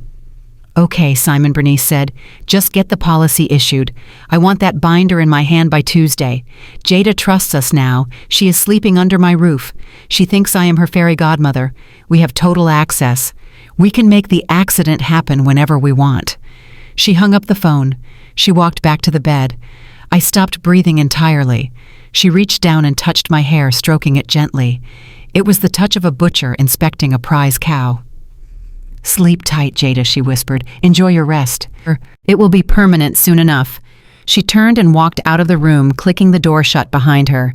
As soon as the latch clicked, my eyes flew open. I gasped for air, sucking in oxygen, as if I had been underwater for an hour. I sat up in the darkness, my hands trembling uncontrollably. $2 million. They had forged my signature on a $2 million life insurance policy. I swung my legs over the side of the bed. I needed to think. I needed to move. My forensic accountant brain, which had been running in the background, suddenly took full command. Forgery. That was the key. Bernice had just admitted to a federal crime on the phone. She admitted to insurance fraud. She admitted to conspiracy to commit murder. She admitted to bribing a lawyer. But hearing it wasn't enough. In a court of law, hearsay is garbage. I needed proof. I needed to find that policy. I needed to find the practice papers where they had traced my signature. I needed to find the accident supplies. I looked at the clock. It was 3 a.m. Bernice was gone. The house was asleep. I wasn't a victim trapped in a tower anymore. I was an auditor inside a corrupt corporation, and I was about to conduct the most aggressive audit of my career. I reached under the mattress where I had hidden my laptop. I opened it, keeping the brightness low. I didn't go to the internet. I went to my local drive. I opened a new file. I typed in the name Simon. Bernice hadn't used a last name, but I knew how to find him. There were only so many lawyers in Atlanta who dealt with high-value insurance claims and had a history of ethics violations. I would cross-reference her phone logs, which I would pull from the family plan bill I had seen on the kitchen counter earlier with the Georgia Bar Association registry. I typed in Sun Life. I needed to find the agent who sold the policy. If Bernice bribed the lawyer, she probably bribed the agent too. But then I stopped typing. I looked at my hands. They were the hands that had signed thousands of audit reports. They were the hands that Terrence had held when he promised to protect me. They wanted to stage an overdose. They wanted to make it look like I gave up. I stood up and walked to the window. I looked out at the dark grounds of the estate. Somewhere out there, beyond the gates, was the real world where people fell in love and didn't try to kill each other. But I wasn't in the real world. I was in the Vances' world, and in their world, only the ruthless survived. I turned back to the room. I began to search, not for a way out, but for a way deeper in. I checked the drawers. I checked under the rug. And then I remembered the guest suite closet. It was locked. Courtney had said it was just storage. I pulled a bobby pin from my hair. I wasn't a thief, but I had learned a few things from the white-collar criminals I had helped put away. Sometimes the most damaging evidence isn't in the safe. It is in the trash. It is in the overflow closet. I jiggled the lock. It clicked. I opened the door. Inside were stacks of boxes. But on top of the boxes was a printer, a high-end laser printer. And next to it was a stack of paper. I picked up the top sheet. It was a transparency sheet. And on it, traced in heavy black ink, was my signature, Jada King, Jada King, Jada King, repeated 20 times. Underneath it was a practice sheet. Someone had been practicing my handwriting, the loops of the J, the sharp angle of the K. I held the paper up to the moonlight. It was a perfect match. I took a picture with my phone, then another. Then I carefully put the paper back exactly how I found it. I had the forgery. Now I needed the lawyer. And I needed to make sure that when Terrence walked out of that jail on Monday, he wasn't walking into a wedding. He was walking into a trap that was far more dangerous than the one his mother had set. I went back to bed, but I didn't close my eyes. I lay there staring at the ceiling, plotting. You want an accident, Bernice, I thought. You want a tragedy. I smiled in the darkness, a cold, terrifying smile that felt like it belonged to someone else. I'm going to give you a tragedy, but it won't be mine. Sunday morning offered the only crack in the fortress walls. Bernice was a woman of many contradictions, but her performance of piety was the strongest. She could not forbid me from going to church without breaking her own character as the benevolent matriarch. I told her I needed to pray. I told her I needed to seek spiritual guidance for the week ahead. She watched me with those lizard eyes of hers assessing the risk. Finally, she nodded. She told me to take her car because my sedan was blocking the driveway. It was a test. She wanted to see if I would run. If I took her Mercedes, she could track it. She knew I knew that, so I took the keys. I drove slowly out of the gate, watching the rearview mirror until the mansion disappeared behind the trees. I did not go to church. I drove to a Waffle House off the highway in Decatur. It was crowded, loud, and smelled of grease and syrup. The perfect place to hide in plain sight. Detective Marcus Miller was sitting in the back booth. He was a man I had worked with on a massive embezzlement case 2 years ago. He was the one cop who listened when I told him the numbers didn't add up. He was stirring his black coffee looking at the door. When he saw me, his face hardened. He didn't see the confident forensic accountant he knew. He saw a woman on the edge of a breakdown wearing a tracksuit and sunglasses inside a diner. I slid into the booth opposite him. I didn't say hello. I reached into my bag and pulled out a thick manila envelope. I slid it across the sticky table. "You look like hell," Jada Miller said quietly. "They are going to kill me, Marcus," I said. My voice was steady, but my hands were shaking under the table. "They took out a $2 million policy on me. They forged my signature, and they are laundering money through a network of shell companies." Miller opened the envelope. He looked at the documents I had printed from my encrypted files. He saw the structure. He saw the flow of money. I explained it to him fast. Courtney Vance runs 3 LLCs, Sanctity Homes, Modern Livingscapes, and a new one I found last night called New Horizons Recovery. It is supposed to be a private addiction treatment center. But look at the patient list, Marcus. I cross-referenced the names. They are dead people. They are billing insurance companies and private grants for treating patients who have been in the ground for 5 years. Miller scanned the pages. His brow furrowed. "This is massive," he muttered. "This is healthcare fraud, wire fraud, identity theft. That money flows directly into Bernice's personal trust," I continued. "And from there it goes to pay off Terrence's gambling debts and to pay the premiums on the life insurance policies they take out on their partners. I am not the first one, Marcus. I found 2 other women linked to Terrence in the past. Both had accidents. Both survived, but settled out of court for undisclosed sums. They are professional black widows." Miller looked up at me. "I can take this to the district attorney, Jada. We can get a warrant for the financial records. We can freeze their assets." "How long will that take?" I asked. He hesitated. "A week, maybe 2. We need a judge to sign off. We need to build the probable cause. White-collar crime takes time to untangle." "I don't have a week," I hissed, leaning across the table. "Terrence gets out tomorrow. Bernice is dropping the charges. Once he is out, they are going to fast-track the wedding. And once we are married, I am dead. They have already bought the supplies, Marcus.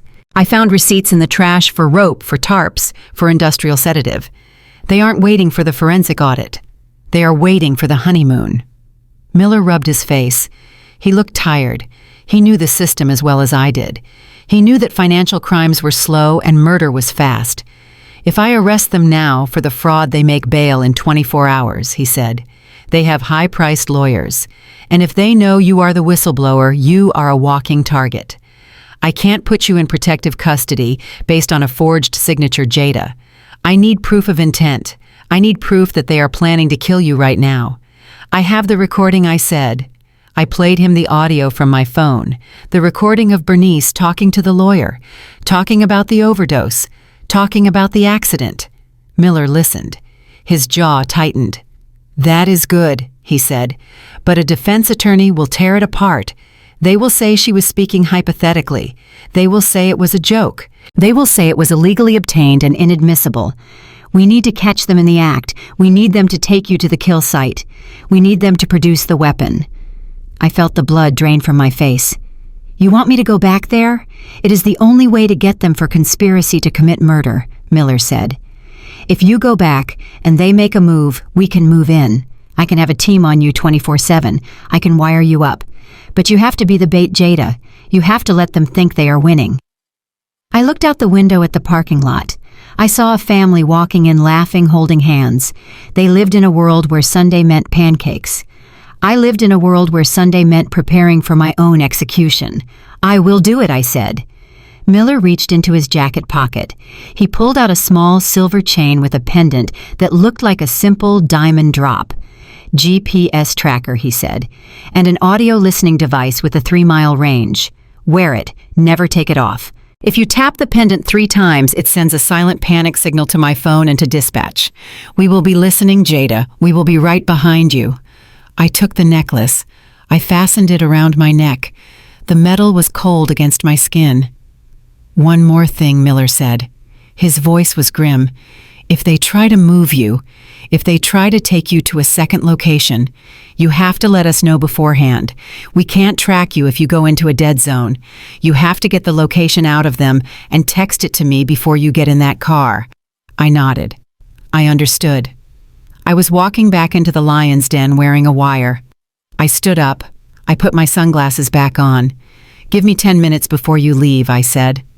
I walked out of the Waffle House. The sun was shining. Birds were singing. It was a beautiful day to die, but I wasn't planning on dying. I was planning on putting the Vance family in a cage so small they would never see the sun again. I got back into Bernice's Mercedes. I checked the mirror. My face was pale but set in stone. I drove back to the mansion, back to the prison, back to the woman who wanted to stop my heart. Monday morning arrived with a sense of impending doom. The air in the house was electric. Bernice was pacing the hallway, her phone pressed to her ear, barking orders at her lawyers. Courtney was running around arranging flowers, trying to make the house look festive.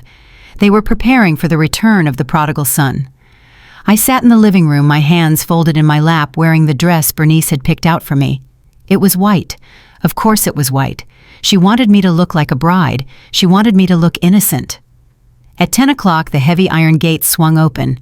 A black town car rolled up the driveway. My heart hammered against my ribs. I tapped the pendant on my neck once just to feel it, just to remind myself I wasn't alone. Miller was listening. The front door opened, and there he was. Terrence. He looked rough. He hadn't shaved in 2 days. His expensive suit was rumpled. He looked like a man who had been through a war. But when his eyes landed on me, they didn't hold the warmth I used to see. They held a frantic, desperate hunger. Not a hunger for me, a hunger for survival. Jada, he choked out. He ran to me. He fell to his knees in front of the sofa and buried his face in my lap. He smelled of jail soap and stale fear. I am so sorry, baby, he sobbed. I am so sorry for everything. Mom told me what you did. You sold the condo. You saved me. You are the only good thing in my life, Jada. I looked down at him. I looked at the top of his head. I remembered how I used to run my fingers through his hair, how I used to think we were soulmates. Now all I felt was revulsion. I was looking at a parasite. A man who was willing to let his mother murder me so he could pay off his gambling debts. But I forced my hand to move. I stroked his hair. It is okay, Terrence. I whispered, my voice trembling with fake emotion. You are home now. That is all that matters. Bernice stood in the doorway beaming. Her performance was impeccable. The loving mother reuniting her family. Look at you two, she cooed. True love really does conquer all. Terrence looked up at me. His eyes were red-rimmed. I can't stay here, Jada, he said, urgency creeping into his voice. I can't be in this city.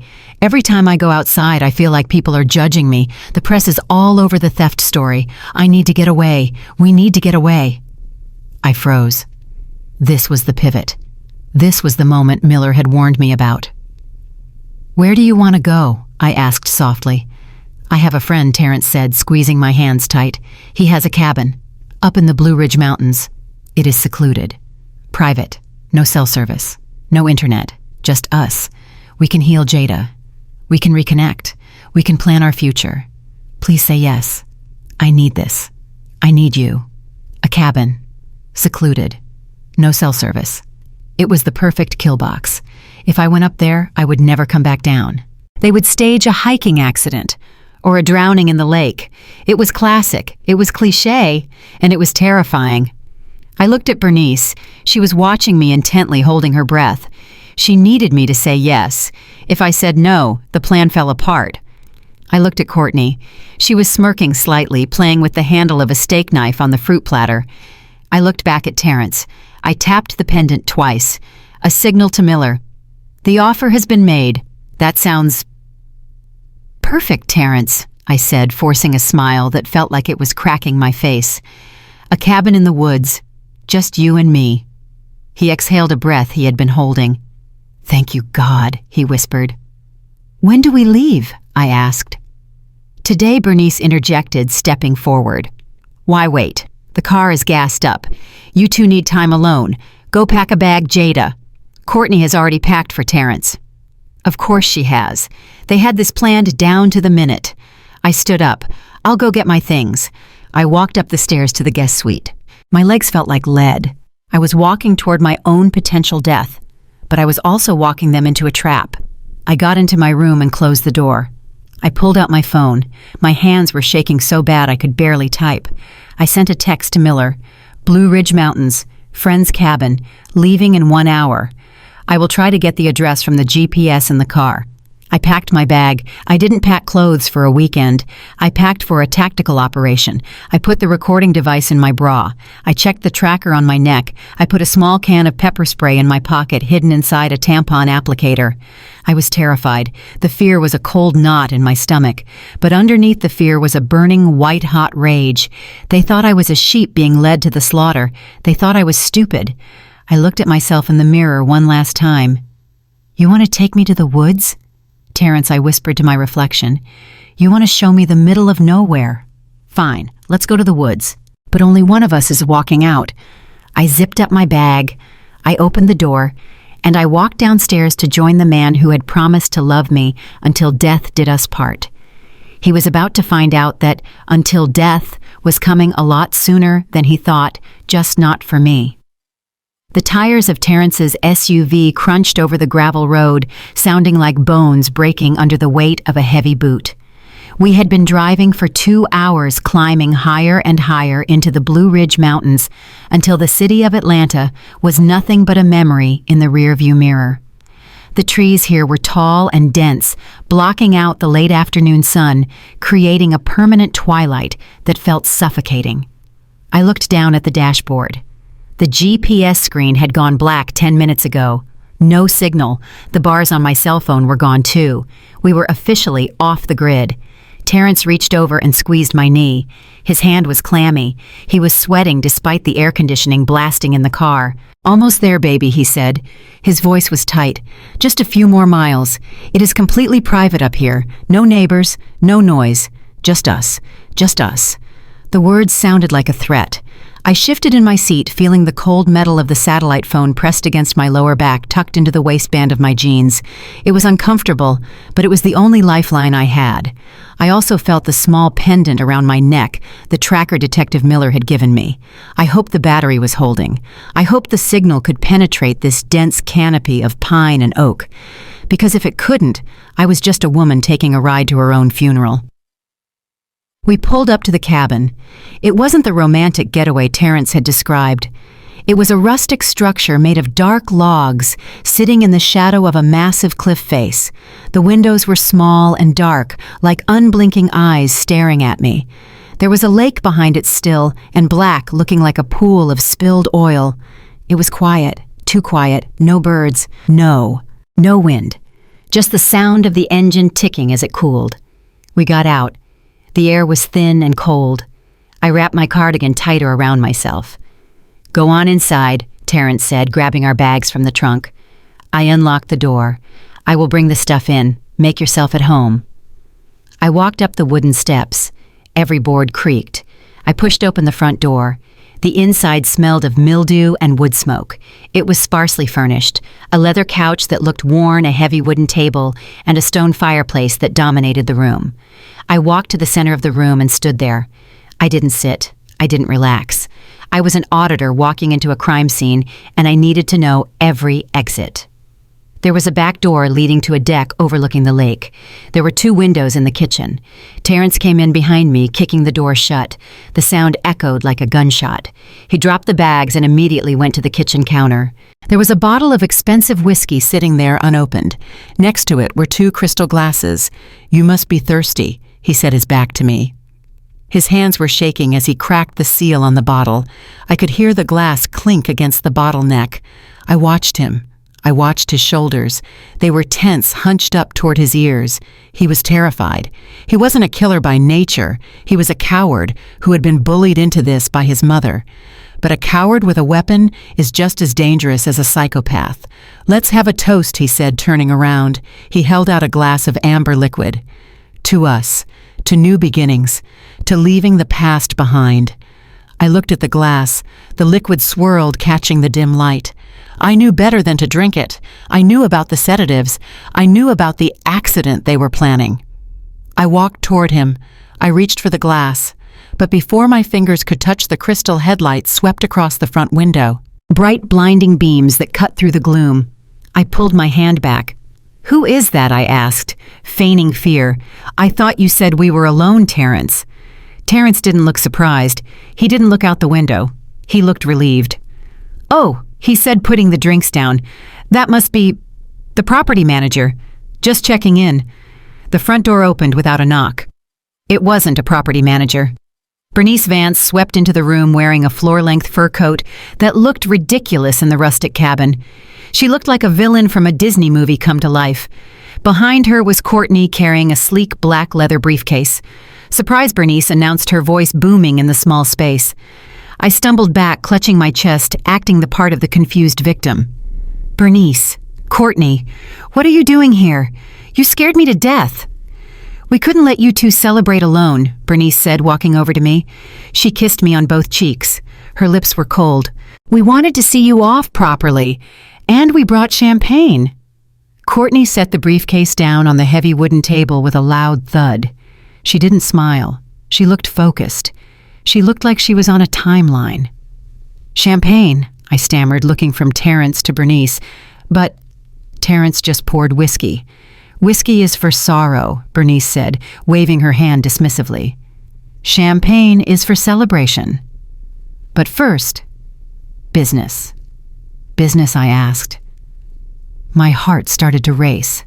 This was it. The setup. Bernice nodded to Courtney. Courtney clicked the latches on the briefcase. Snap. Snap. The sound was loud in the quiet room. She opened it and pulled out a thick stack of documents. "We need to tie up a few loose ends," Jada Bernice said, her voice turning serious. "Before you two start your honeymoon, we need to protect you." "Protect me from what?" "From the government," Bernice said smoothly. She walked over to the table and tapped the papers. "Since the wedding didn't happen legally on Saturday, your assets are vulnerable. Terrence's legal troubles, the theft charges. The IRS is sniffing around. They could try to seize your accounts, claiming you are an accomplice. We need to move your assets into a trust, just temporarily, until we get the marriage license signed." It was a lie so thin I could see right through it. They wanted me to sign over everything. My savings, my retirement, the proceeds from the condo sale. They wanted to strip me clean before they killed me. I don't understand," I said, backing away. "Why do I have to do this now? Can't we wait until we get back to Atlanta?" "No," Bernice barked. Her mask slipped for a second. "No, we cannot wait. The bank's open tomorrow morning. If these papers aren't signed and notarized by 9 a.m., they could freeze everything. Do you want to lose that $500,000 you just got for the condo? Do you want to be broke, Jada?" Terrence stepped forward. He put his hands on my shoulders. "Just sign it, baby," he pleaded. "Mom knows best. She is trying to help us. Once this is signed, we are safe.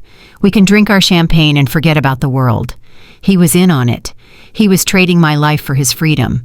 I looked at the papers. I looked at the three of them encircling me. Terrence the weakling, Courtney the accountant, Bernice the mastermind.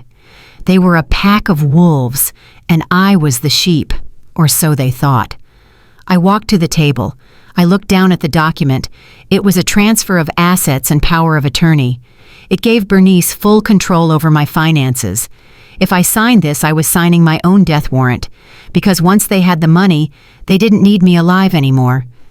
But I had to sign. If I refused, they would force me. They would hold me down.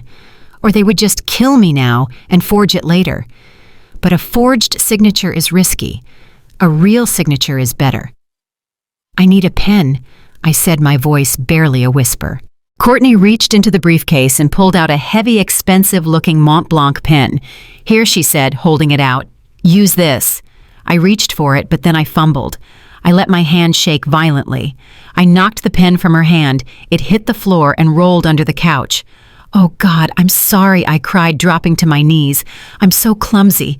I'm shaking. I'm just so stressed." Bernice sighed loudly. "Useless," she muttered. "Get it, Courtney." While Courtney bent down to retrieve the pen, I reached into the pocket of my cardigan. I felt the cool metal barrel of my own pen, the pen I had brought from my office, the pen we used for joke gifts at the firm, but also for marking temporary evidence. It was a friction-sensitive ink pen, the kind that writes clearly in blue ink but disappears completely when exposed to heat, or disappears on its own after 24 hours of air exposure. I palmed the pen. Courtney stood up, brushing dust off her knees. She held out the Mont Blanc again. "No," I said, standing up. I have my own. I always sign important papers with my grandfather's pen. It is bad luck if I don't." I pulled out my pen. It looked normal. It looked professional. Bernice narrowed her eyes. "Just sign the damn paper, Jada. I don't care what pen you use. Just sign it." She was impatient. She was getting sloppy. I leaned over the table. I pressed the tip of the pen to the paper. The blue ink flowed smoothly. Jada King. I signed the first page, then the second, then the third. With every signature, I felt a surge of triumph. I was giving them nothing. In 24 hours, these pages would be blank. They would be holding worthless sheets of paper.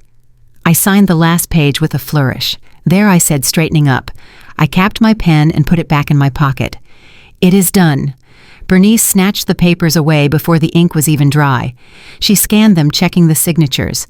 A greedy smile spread across her face. "Excellent," she purred. She handed the stack to Courtney, who locked them back in the briefcase instantly. "Now," Bernice said, turning to the counter. "Now we celebrate." She picked up the bottle of champagne she had brought. She popped the cork. The sound was like a small explosion in the quiet room. She poured 4 glasses. She handed one to Courtney, one to Terrence, and kept one for herself.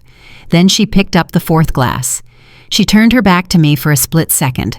I saw her hand move, a quick flick of the wrist over the glass, a powder, a drop, something.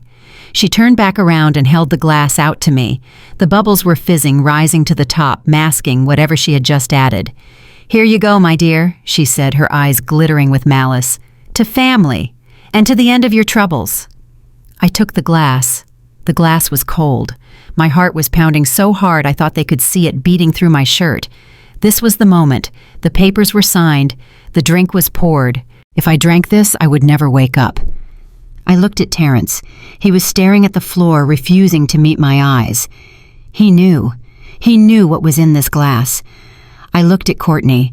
She was watching me with intense focus, waiting for the sip. I lifted the glass. I brought it to my lips. The smell of the champagne was sharp and acidic. I tapped the pendant on my chest 3 times. Hard. The panic signal. "I hope you guys are hungry," I said, lowering the glass without drinking. "Because I'm starving." Bernice's smile faltered. "Drink your champagne, Jada. It is bad luck to toast and not drink." "I will," I said, walking toward the fireplace. I want to make a toast of my own first." I stood by the hearth. The fire was unlit, but the wood was stacked. "I want to toast to loyalty," I said, looking straight at Terrence, "and to honesty." Bernice stepped forward, her patience snapping. "Stop stalling, Jada. Drink it." "Why?" I asked, my voice hardening. "What is the rush, Bernice? Is there something in it?" The room went dead silent. Bernice's face went from fake sweet to demonic in a split second. "What did you say?" she hissed. I asked, dropping the act completely. "Is there something in it? Like the chalk in my milk the other night? Or is this something stronger? Something that stops a heart, maybe?" Bernice froze. Courtney dropped her glass. It shattered on the floor. Terrence looked up, his face pale as a sheet. "You know," Bernice whispered. I poured the champagne onto the logs in the fireplace. "Yeah, Bernice," I said. I know about the insurance policies. I know about the forgery. I know about Trina in Chicago. And I know that this paper I just signed, I pointed to the briefcase. It is going to be blank by tomorrow morning. Disappearing ink. Forensic accountant trick. Bernice screamed. It was a primal animalistic sound. Get her, she shrieked, pointing at me. Kill her! Kill her now! Terrence lunged. Courtney reached into her purse, but I was already moving. I grabbed the heavy iron poker from the fireplace stand, and then the front door exploded inward. The fire hissed violently as the champagne hit the logs, the alcohol igniting a brief blue flame that cast long dancing shadows against the cabin walls. That blue flash was the only light in the room, aside from the terrified widening of Bernice's eyes. The silence that followed was heavy, suffocating, and electric. It was the silence of a predator realizing the cage door has been locked from the outside. Bernice stared at the empty glass in my hand, then at the fireplace, and finally at me.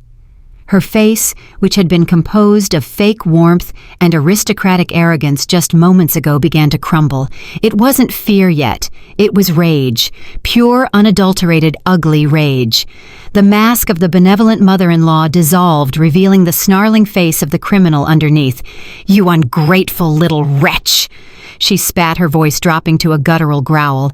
"You think you are clever. You think you can come into my family and play games with me." Terrence, who had been cowering by the sofa, suddenly found his courage now that the pretense was over. He laughed. It was a cruel, jagged sound that scraped against my nerves. He walked over to stand beside his mother, crossing his arms over his chest. He looked at me with a sneer that twisted his handsome features into something grotesque. "Look at her mom," he scoffed. "Look at her shaking. She is bluffing. She doesn't know anything. She is just a desperate woman trying to save her dignity." He took a step toward me, invading my personal space. I smelled the whiskey on his breath. I smelled the rot of his soul. "You really thought I loved you, didn't you, Jada?" he mocked, tilting his head. "You actually thought a man like me, a Vance, would settle for a boring number cruncher like you. You were nothing but a Mark Jada, a cash cow, a fat little piggy bank waiting to be broken open. The only time I could stand touching you was when I was imagining spending your life insurance money. The words were designed to cripple me. They were designed to make me collapse in tears, to make me beg. But he didn't know that the Jada who loved him had died in that church 3 days ago. The woman standing before him was made of steel and cold, hard facts. Bernice stepped forward, joining him. Her eyes were hard like flint. "You signed the papers," she hissed. "That is all that matters. I don't care about your little magic ink trick. We have the document. We have the witnesses. And now, since you refuse the easy way out, we have to do this the messy way."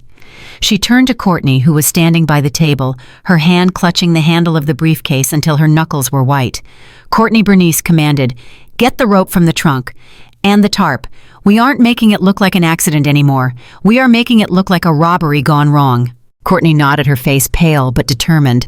She turned to the door. I didn't move. I didn't run. I just stood there by the fireplace, my hand resting on the mantel. "You might want to check the time." "Bernice," I said, my voice calm, steady, and loud enough to be heard clearly by the microphone taped to my chest. Bernice stopped. "What are you babbling about?" I raised my left arm. I pulled back the sleeve of my cardigan, revealing my smartwatch. The screen was glowing bright green. It showed a live counter, 52,342 viewers. I tapped the screen. "Say hello to the world." "Bernice," I said, cold and sharp, "you are live." I have been streaming this entire conversation to my social media channel since we walked in the door.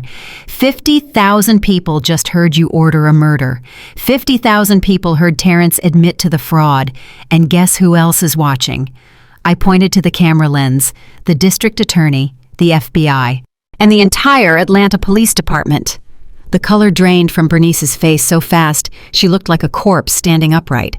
She looked at the watch, then at me, then at the window. "You are lying," she screamed, her voice cracking. "You don't have signal up here. There is no signal." "Satellite uplink," I said, smiling a smile that didn't reach my eyes.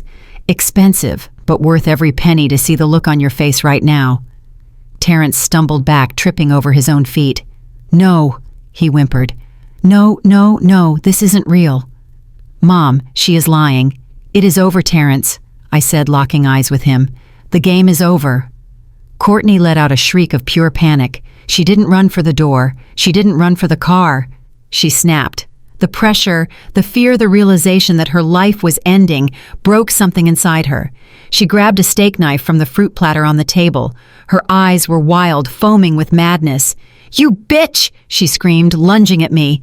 "You ruined everything!" She charged across the room, the knife glinting in the dim light. Terrence yelled. Bernice stood frozen. I braced myself, raising the heavy iron poker I had grabbed earlier. I wasn't going to let her touch me. I wasn't going to be a victim, but I never had to swing. The payoff. The world exploded. The front door of the cabin didn't just open, it disintegrated. A battering ram hit the wood with the force of a freight train, sending splinters flying across the room like shrapnel. At the exact same second, the 2 kitchen windows shattered inward as canisters of tear gas and flashbangs were lobbed into the room. Boom! Flash! White light blinded me. A deafening bang rang in my ears. Smoke filled the air instantly, acrid and choking. "Federal agents get down," screamed a voice that sounded like the wrath of God. "FBI, get on the ground now." Men in tactical gear poured into the room from every opening. They moved like a black tide, swift and unstoppable. Their weapons were drawn lasers, cutting through the smoke, painting red dots on the chests of the Vance family. Courtney, who had been mid-lunge, froze. The knife clattered to the floor. She raised her hands, screaming hysterically. "Don't shoot! Don't shoot! I'm pregnant!" she lied, sobbing. I dropped the poker and stepped back against the stone fireplace, holding my hands up calmly. I saw Detective Miller burst through the front door behind the SWAT team. He saw me. He nodded. He pointed to the corner, indicating I should stay put. I watched the takedown. It was beautiful. It was a symphony of justice. 2 agents tackled Terrence. He didn't fight. He collapsed like a wet paper bag, curled into a fetal position on the dirty rug, crying for his mommy. "Mom, help me," he wailed as they zip-tied his hands behind his back. "Mom, do something." But Mom couldn't do anything. Bernice Vance, the Queen of the Hill, the woman who thought she was untouchable, was face down on the floorboards with a federal agent's knee pressed firmly into her spine. "Get your hands off me," she screeched, thrashing like a trapped animal. "Do you know who I am? I will sue you. I will have your badge. I am Bernice Vance. You are under arrest for conspiracy to commit murder, wire fraud, and racketeering," the agent recited calmly, hauling her to her feet. The room was chaos, but in the center of it I felt a profound stillness. The fear was gone.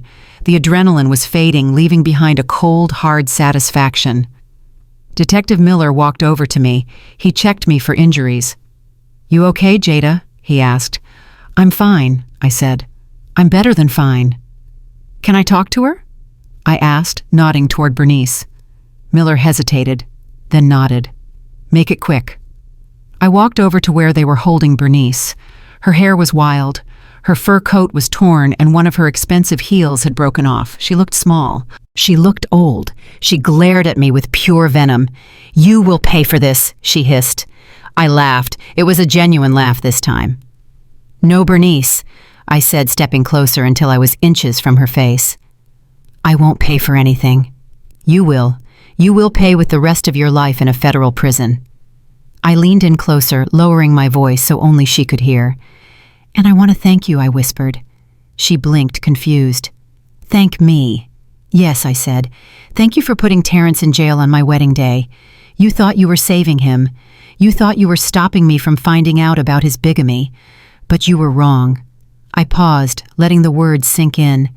"Putting him in jail gave me a quiet weekend, Bernice. It gave me 3 days without him breathing down my neck. And in those 3 days, do you know what I did? I dug. I dug past the credit reports. I dug past the fake companies. I went back 10 years. Her eyes widened. "I found them, Bernice," I said. "I found the other 3. Not just Trina. I found Sarah in Ohio. I found Michelle in Florida. The ones who had accidents. The ones who fell downstairs. The ones whose brakes failed. I found the settlements you paid out to keep them quiet. I gave it all to the FBI, Bernice. They are reopening those cases as attempted homicides." Bernice stopped struggling. Her face went slack. The air left her lungs. She realized the scope of what I had done. I hadn't just caught her for this crime. I had buried her for every crime she had ever committed. "Goodbye, mother-in-law," I said. The agents dragged her out. As she passed Terrence, who was being hauled up by 2 officers, she stopped. Terrence looked at her pleading eyes wet with tears. "Mom," he sobbed. "Mom, tell them I didn't know. Tell them it was all you." Bernice looked at her son, her precious boy, the reason for all her crimes. She spit in his face. "You weak, pathetic coward," she snarled. "You never deserved my protection." Terrence broke. He wailed a sound of pure heartbreak as his mother was shoved into the back of a squad car. Then it was Courtney's turn. They marched her out in handcuffs, the briefcase of evidence seized by an agent behind her. She looked at me as she passed. There was no hate in her eyes anymore, just emptiness. She knew her life as a socialite was over. She was going to spend her best years in a cell wearing a jumpsuit that matched her orange fake tan. I walked out of the cabin. The mountain air was crisp and clean. The sun was setting, painting the sky in shades of purple and gold. Detective Miller stood by the ambulance. "We got the laptop from the house," he said. "And the safe. It is all there, Jada. The forged policies, the poison, everything. They are never getting out." "Thank you, Marcus," I said. I looked back at the cabin one last time. It was supposed to be my tomb. Instead, it was their grave. Outro 6 months later. I stood on the balcony of the Vance estate, looking out over the manicured gardens. The fountain was bubbling cheerfully in the sunlight. The heavy iron gates were open. I took a sip of my coffee. The house didn't smell like old money and secrets anymore. It smelled of fresh paint and hope. When the bank seized the Vance assets, I was the first bidder at the auction. I bought the mansion for pennies on the dollar. It felt poetic. The house that was used to trap women was now owned by the woman who escaped. I walked back inside. The dark wood paneling of Bernice's study had been ripped out, replaced by bright, airy windows. The living room where they had plotted my death was now a reception area. I walked past the sign on the wall. The Jada King Center for Financial Justice. It wasn't a home anymore. It was a headquarters. We had a team of 5 forensic accountants and 3 lawyers, all dedicated to helping women recover assets from fraudulent partners.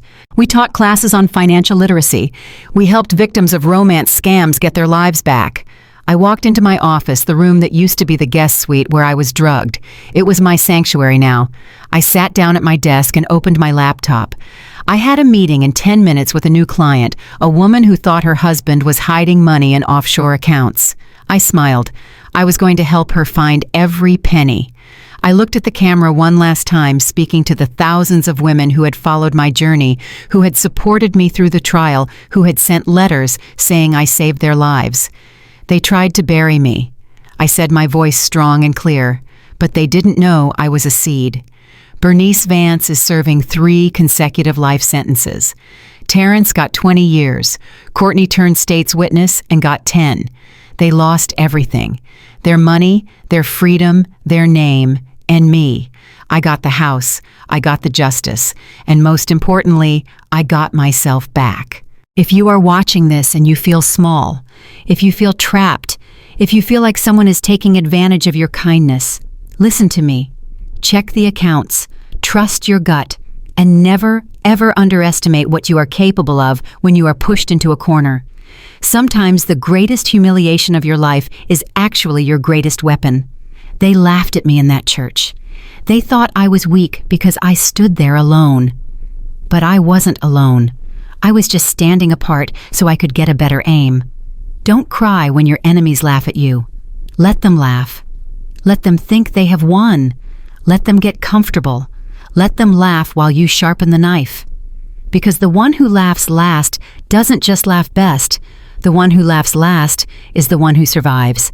My name is Jada King, and class is dismissed.